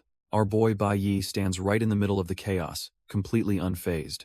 Meanwhile, the senior students are getting absolutely cooked, screaming as the lightning engulfs them. But Bai Yi knows the truth. This entire flashy light show was just a feint. In the split second of confusion, he summons a dagger cloaked in a sickly green aura. Now armed, he surges with his own power, ready to make his real move. He vanishes in a blur, moving faster than the eye can track through the storm. His mind is already locked on, pinpointing his target's exact location in the chaos. With a vicious spin, he unleashes a devastating slash on the unsuspecting seniors. They're sent flying, completely baffled by his insane speed and wondering what in the world just hit them. But the source of the lightning wasn't the seniors, it was a woman crackling with an insane amount of golden energy. Our boy is completely blindsided, realizing he misjudged the entire situation. Still, his instincts are S tier, as he deflects a lightning-fast slash aimed right for him. The woman just smirks, impressed by his reaction, and confirming she didn't pick the wrong guy. Bai Yi is just left staring, wondering who the hell this monster of a student is. Her playful yet deadly vibe suddenly triggers a painful memory of a fallen comrade, He Li. In his past life, she'd always act cute after a battle, asking him to carry her. He remembers her reaching out, completely unbothered by her injuries. He'd always brush her off, telling her to get healed first, which only made her pout and call him mean. Back in the present, the captain, Anlei, reveals she came personally because he'd been ignoring her recruitment invitations. The crowd of onlookers can't believe what they're seeing, totally baffled by the tense standoff. Some of them start whispering, convinced our boy is about to make a fool of himself by rejecting the captain. She just smirks, extending a hand to formally introduce herself as Anla. But in a move that floors everyone, she drapes her jacket over him and yanks him into a hug. Even Chi Yin, who's been watching quietly, is completely taken aback by this sudden development. The smug senior Xiling is absolutely seething, his face twisting in pure rage and jealousy. As she holds him, she whispers a name that completely shatters his reality. He Li. A tidal wave of emotion hits Bai Yi as he realizes his fallen comrade is somehow alive, whispering that it's been too long. The entire hallway is stunned into silence as the two are suddenly enveloped in a swirl of golden lightning. He Li pulls back, her playful demeanor vanishing, replaced by a look of stone-cold seriousness. The students witnessing this are absolutely losing their minds, gossiping that this is some kind of forbidden romance. Turns out the gossip is only half right. One of the students clarifies that Healy is actually their age, a prodigy who skipped grades after awakening early. Even Chi Yin, who's been watching from the sidelines, is completely dumbfounded by this whole situation. As the golden lightning finally fades, our boy is left trying to process the impossible reality before him. He's still reeling from the shock, barely able to comprehend that his fallen comrade is standing right here. Healy just smirks, poking him with a crackle of lightning and asking if his emotional reunion hug means he accepts her invitation. She's got this look of pure confidence, pressing him for an answer now that she's completely shattered his worldview. She lays out the perks of her offer. The elite squad gets the best resources and funding, a fast track to power they could walk together. Bai Yi stands there in dead silence, the weight of her words and her very existence crashing down on him. But with a look of cold resolve, he flatly refuses, telling her he won't be joining since he has no plans to stay at this school for long. He clenches his fist, not out of anger, but with the weight of a new declaration. Instead of joining her, our boy drops a bombshell he'll be starting his own guild soon, and he seals the deal with a handshake. He gives her a confident smirk, promising that when the time comes, they'll have the chance to fight side by side as equals. Suddenly, the ultimate campus vice captain rushes over in a panic, completely baffled to see He-Le just standing there. He quickly explains that Captain Hong is back on campus, and the principal wants their entire squad to greet him immediately. He-Le turns back to Bai Yi, telling him they'll meet again during the upcoming training pilgrimage. With a sly look, she promises they can have a proper chat then, leaving him hanging. Bai Yi watches her go, his mind racing, determined to find out why she greeted him like an old friend. As she walks away, he's left alone to process this insane turn of events. But they weren't entirely alone. Xiling, the smug senior, is watching from a distance, his face twisted in pure, unadulterated rage. The students are absolutely dumbfounded, gossiping about how our boy rejected the elite squad's captain and invited her to his own guild instead. They think he's just a kid bragging, especially since starting a guild costs a fortune, but they can't deny he got the highest score in history. As Hila walks away without even rejecting his insane offer, Bai Yi reflects on how he never could have imagined meeting her like this. This whole encounter has thrown him for a loop, forcing him to reconsider everything he thought he knew about this timeline. He remembers his past life, how everyone in their divine guild kept their personal histories a complete secret from one another. So the thought that she, the legendary Golden Lightning assassin, would be in the same middle school as him is just mind-boggling. A small smile creeps onto his face as he decides to just call it a pleasant birthday surprise. Later that day, on June 5th, Bai Yi and his friends are kicking back at a local BBQ joint. His nerdy friend tries to blame the other for picking the spot, but gets called out for just recommending the place Bai Yi wanted to go to. As they cook the meat, the nerdy student cuts through the chatter, asking Bai Yi if he was actually serious about starting his own guild. Qi Yin chimes in, reminding Bai Yi that he said he wasn't planning on staying here for long. Our boy casually confirms that after the pilgrimage, he's planning to stay in the Shenge nation for good. His friends are dumbfounded, immediately jumping to the conclusion that he's dropping out of high school. But Bai Yi shuts that down, revealing his real, insane ambition to apply to the Divine Soldier Academy. The scene cuts to the extravagant Kaiban Hotel, where a seriously high-stakes meeting is about to take place. A sleek sports car pulls up, greeted by a full entourage of men in black, all standing at attention. A subordinate respectfully opens the way, addressing the unseen figure as Chief Hong. Stepping out of the shadows is Hong Bing, the head chief of a divine guild, a man who just oozes authority. The moment he walks into the banquet hall, the entire place goes dead silent, all eyes on him. Even his own man looks a bit stressed, feeling the immense pressure his boss radiates. But standing off to the side, a guild vice-captain and his subordinate spot a familiar, unwelcome face. Bai Yi's father, Bai Lingsheng. The vice-captain is dumbfounded, wondering how he's here when he's supposed to be locked up for another 2 weeks. He can't believe his eyes, questioning how Bai Lingsheng managed to get out of jail early. The redhead just smirks, explaining that a little extra cash greased the right wheels and got the captain's approval. The vice-captain is seething, barely able to contain his rage at this blatant corruption. He furiously points at Bai Lingsheng, demanding to know why this disgraced member was brought to Chief Hong's private party. His subordinate calmly explains that since Bai Lingsheng was kicked out, this is his one shot to try and get back in. And to prove his worth, he brought a peace offering, a box full of valuable ghost crystals from a labyrinth. But Hong Bing isn't having any of it, smashing the crystals to the ground and roaring for him to get lost. He coldly towers over the pathetic man, reminding him that the Divine Guild has booked this entire place, and he is not welcome. Hong Bing rages, questioning what would happen if an outsider like him leaked military secrets. Even his own subordinates are stunned by the sheer ferocity of their chief's reaction. Bai Lingsheng desperately scrambles on the floor, pleading for the chief to just listen to his explanation. But his words are cut short as he's slammed face-first into the ground. He's sent flying back, the force of the blow knocking the air right out of him. Hong Bing grabs him by the collar, sneering and asking what right a piece of trash has to buy a position from him. He then scatters the crystals, telling him to take his useless junk and get out of his sight.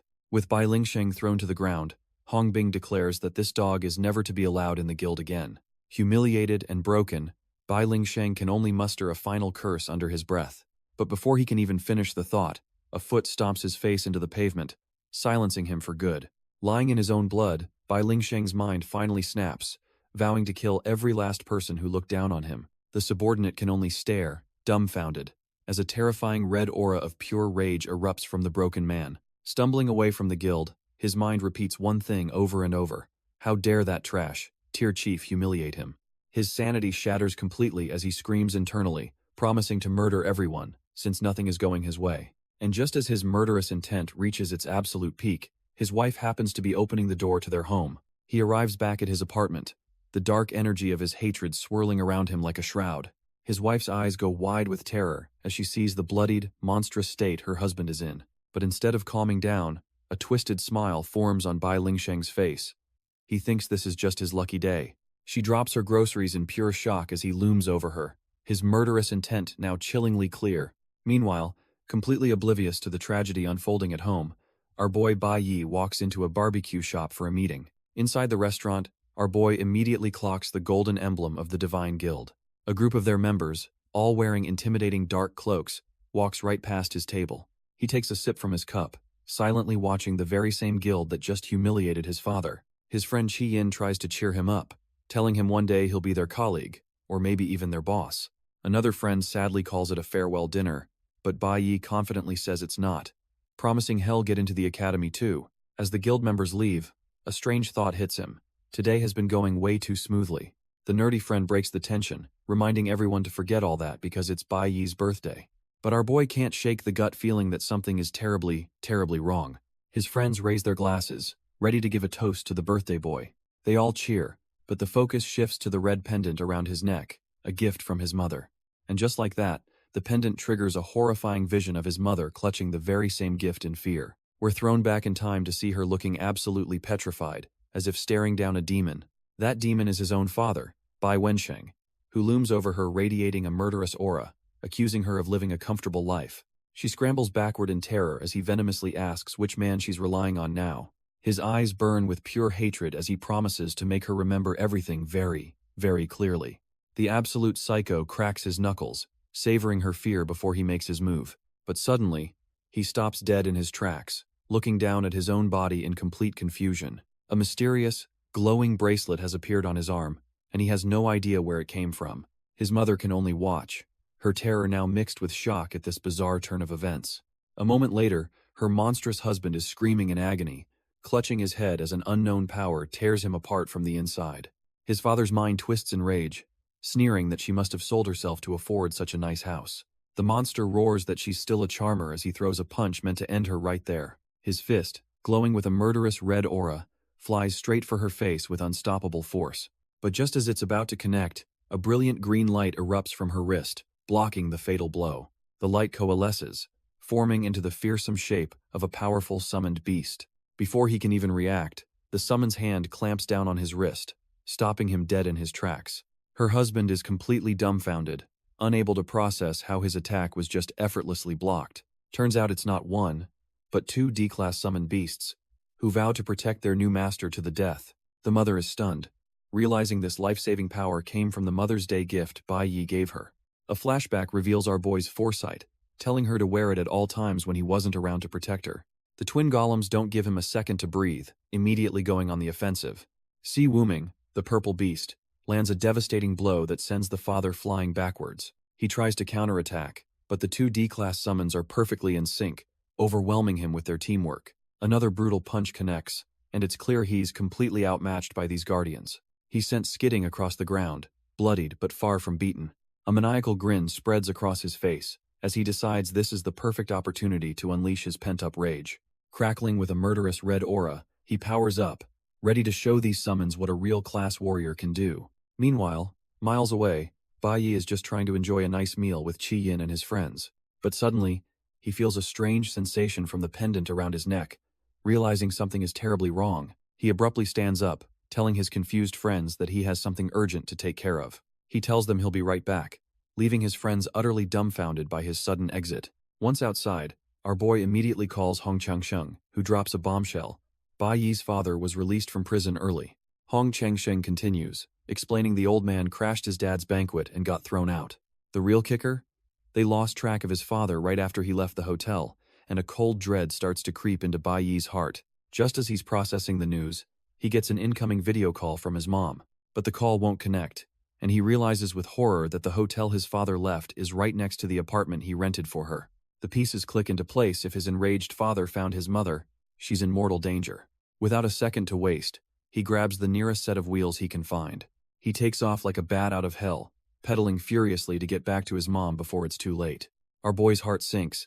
He left the Wuming brothers to protect his mom, but he knows they might not be strong enough. Turns out, his fears were spot on. His father has already crushed Si Wuming, sneering that he expected a real fight. The other golem, Ye Wuming, desperately stands guard, telling Bai Yi's terrified mother to stay behind it. But Bai Wensheng is completely unhinged, a look of pure, murderous insanity in his eyes. He lunges at the second guardian, slamming it to the ground before it can even react. The enraged class warrior just scoffs, dismissing the loyal golem as nothing but an annoying obstacle. He grabs its head, his hand crackling with destructive red lightning, ready to end this. With a furious roar, he unleashes his power, completely obliterating the D-class summoned beast. His mother can only watch in frozen horror as the last of her protection is turned to dust. With a twisted grin, Bai Wensheng turns his blade on his wife, declaring that it's her turn now. But just as her husband descends, wreathed in a murderous red aura, the fallen golem begins to stir. Turns out, the D-class lord isn't down for the count just yet, its body reforming with a surge of green energy. With its last ounce of strength, the loyal guardian Ye Wuming grabs its master, screaming at her to run for her life. It throws itself in front of the descending madman, creating a wall of vines and telling her not to look back. Bai Yi's mother is completely shattered, realizing the golem is sacrificing itself just to buy her a few seconds. Heeding its final command, she turns and sprints away, tears streaming down her face.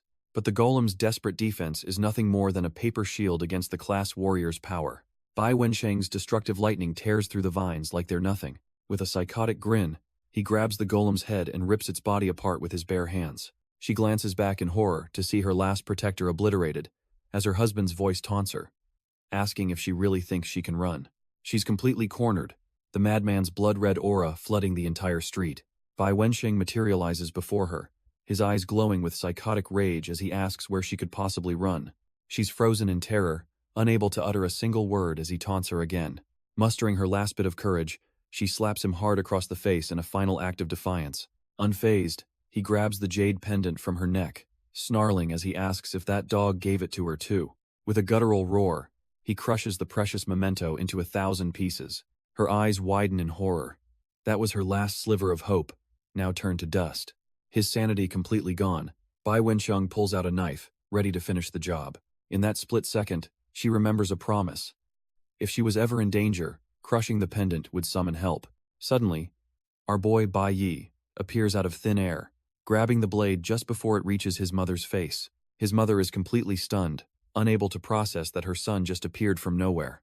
But Bai Wensheng is just filled with pure, unadulterated rage at being interrupted.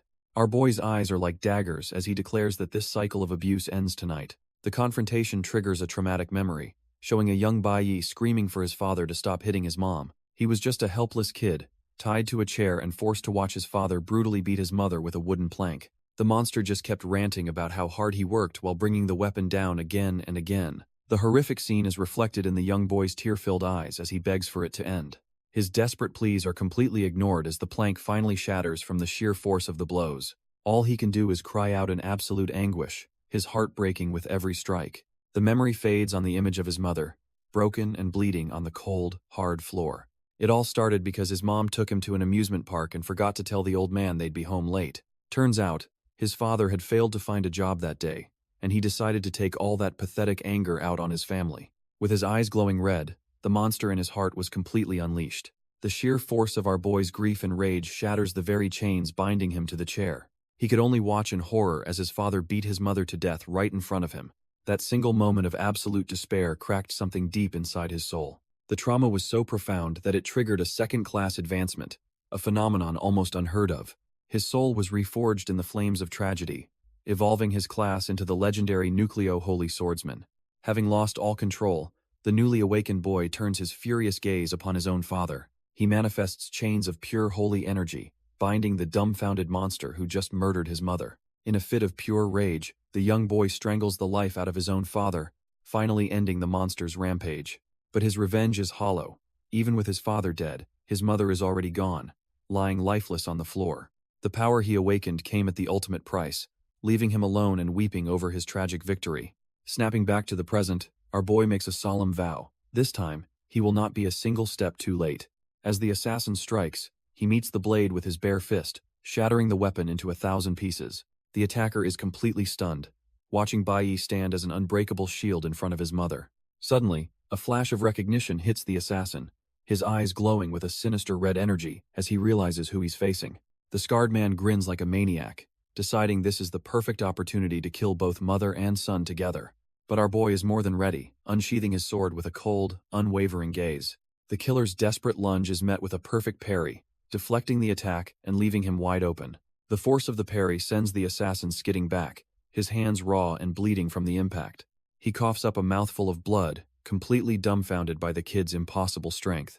But then he sees the blade, realizing with a jolt of fury that it's the Kunwu blade, confirming our boy's identity. As his mother trembles in fear, two monstrous flora element beasts materialize behind her like loyal guardians. Bai Yi doesn't even flinch, commanding his D-class summons, the Wooming brothers, to get his mother to safety. The scarred man's rage turns into a twisted grin, realizing the kid isn't just a swordsman but a summoner too. He points accusingly, his mind blown that he's facing a 1-in-a-million dual elementalist. The assassin bursts into a fit of insane laughter, declaring that Bai Yi is truly the son of the legendary Bai Lingsheng. Our boy remains ice cold, his expression unchanging, utterly unimpressed by the villain's theatrics. But the killer sneers, saying that just inheriting his old man's talent won't be nearly enough to survive this. He starts listing our boy's supposed sins, like stealing from his father's safe and sending him to prison. With his aura flaring, he declares that none of these actions can ever be forgiven. The assassin screams, accusing Bai Yi of getting arrogant just because he's a dual elementalist. He unleashes a massive wave of destructive red energy, aiming to wipe them all out. Bai Yi's mother cries out a warning as the Wooming brothers move to protect her. But our boy doesn't even blink, calmly switching his class to Cloud Element Mage. his eyes narrow with icy determination, ready to end this. A colossal wall of razor-sharp ice erupts from the ground, completely dwarfing the assassin's attack. The killer is instantly trapped in the ice, his face a mask of pure shock and disbelief. He wonders if He's facing a dual-class user, but Bai Yi's cold stare makes it clear the answer is a hard no. With the assassin frozen solid, Bai Yi calmly explains that this trash-tier killer isn't worthy of knowing his secrets. He tells the man that his questions about classes are irrelevant, because as he is right now, he's nothing more than a bug. The killer is dumbfounded, then absolutely livid at being called worthless by some kid. He starts to laugh maniacally, thinking a little praise has made our boy arrogant. The assassin boasts that he's a battle-hardened C-rank veteran, far beyond a newly awakened rookie. With a massive burst of red energy, he shatters the ice prison, screaming that he's the one in charge here. But Bai Yi is already switching back to his Nucleo Holy Swordsman class, his blade flaring with green light. The assassin's punch flies, only to be met by the flat of Bai Yi's sword in a perfect block. Our boy holds him back without even flinching, proving the gap between them is bigger than the killer could ever imagine. With the assassin's punch stopped cold, Bai Yi counters with an armor-breaking strike, smashing his holy sword straight into the man's chest. The killer is completely dumbfounded, staring at the blade that just shredded through his defenses like they were nothing. He yanks the sword out, blood gushing from the wound, but the shock of the attack has already broken him. Collapsing to his knees, he demands to know how a supposed E-rank rookie could possess such overwhelming attack power. But our boy just looms over him, his eyes glowing with cold fury as he prepares to deliver the final judgment. He calmly informs the man that as of today, they are no longer father and son, and his mother will have nothing to do with him either. With ice in his veins, Bai Yi declares that the man before him, Bai Lingsheng, is now absolutely worthless in his eyes. His father just trembles on the ground, completely shattered by his son's words. But then, a broken, maniacal laugh starts to bubble up from the defeated man. He glares up with crazed eyes, trying to guilt-trip our boy by screaming about how he slaved away just to keep him and his mother alive. He roars that no matter what, our boy will always be his son, a fact he can never escape. Screaming that he's an ungrateful wretch, the trash-tier father lunges forward with a desperate punch. But Bai Yi dodges the telegraphed attack with zero effort, effortlessly vaulting over him. The pathetic man completely whiffs it, stumbling and crashing hard onto the floor. Before he can even push himself up, our boy has already closed the distance again. He tries to throw another wild swing, but Bai Yi catches his fist, stopping him dead in his tracks. The man is completely dumbfounded, his mind unable to process why his son is so overwhelmingly strong. With a single, brutal punch to the gut, Bai Yi sends him flying, the man still questioning how this is possible. He spits up blood, his brain short-circuiting. He's a C-rank red tier. This shouldn't be happening. Our boy grabs him by the hair, coldly asking if the words he spoke earlier just didn't sink in. With pure fury in his eyes, Bai Yi screams that his father is no match for him. He's flooded with memories of the constant abuse, remembering how his father used violence to cope with his own failures. The image of being beaten and called a spineless piece of trash is burned into his mind. Now, the roles are reversed, and our boy throws those exact same words back in his father's bloodied face. He declares the man isn't even fit to be called human, and lands another devastating blow. But a vision of his horrified mother flashes before his eyes, her voice calling out his name. On the ground, his father sees his chance and weakly pleads for him to stop. He tries to pull the family card, shamelessly reminding Bai Yi that he's the one who raised him. Hearing that pathetic excuse just makes something inside our boy completely snap. He grabs him by the collar, absolutely dumbfounded that this trash would dare mention family ties now of all times. Our boy roars, asking where these family ties were when his father was beating them mercilessly. He flashes back to being 7 years old, getting dragged by the ear until he cried. The memory gets worse as he recalls being slammed against the wall over and over again. He remembers begging for his father to stop while his horrified mother could only watch. But his pleas were useless, and the monster even turned on his mother, viciously tearing her ear. The trauma floods back a lifetime of random beatings, and never knowing a single day of peace. His aura flares with righteous fury as he asks the man if he truly thinks he's worthy of family. His father lies broken in a crater, utterly defeated by the weight of his own sins. For a moment, the man is completely still, the silence speaking volumes. Then, with the last of his strength, Bai Wensheng lifts his head and tries to stammer out an apology. He begs that he was wrong, promising he'll never do it again, his voice filled with pathetic desperation. The man keeps stammering out apologies, but our boy just stares down at him, his expression unreadable. Bai Yi isn't buying it for a second, recalling how his father pulled this exact same stunt last time. The memory is crystal clear. The moment his father realized he was outmatched, he fell to his knees and groveled. But just when Bai Yi let his guard down, thinking the repentance was real, the monster lunged at him with a knife. Not this time. Adrenaline surges through him as he summons his blade, ready to end this cycle for good. His eyes burn with cold fury. He knows that those who've tasted blood will never willingly put down their weapon. A flicker of pure terror crosses his father's face as he realizes there's no talking his way out of this one. Bai Yi channels his power, preparing to unleash the devastating first form of his ultimate skill, Sanctuary Evolution.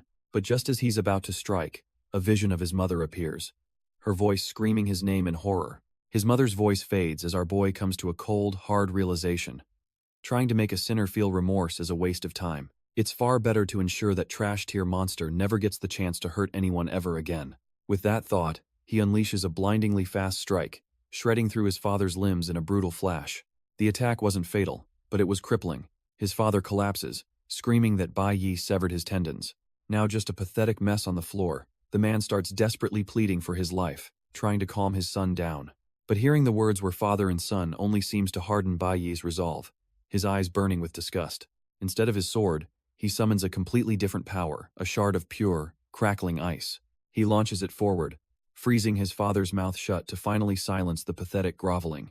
Bai Yi raises his hand, remembering that he already killed this monster once in his past life and feels zero regret about doing it again. But just as he's about to deliver the final blow, a familiar voice rings out, telling him to stop, and our boy is completely dumbfounded. He freezes. Completely thrown off, he recognizes that gentle, female voice from his past.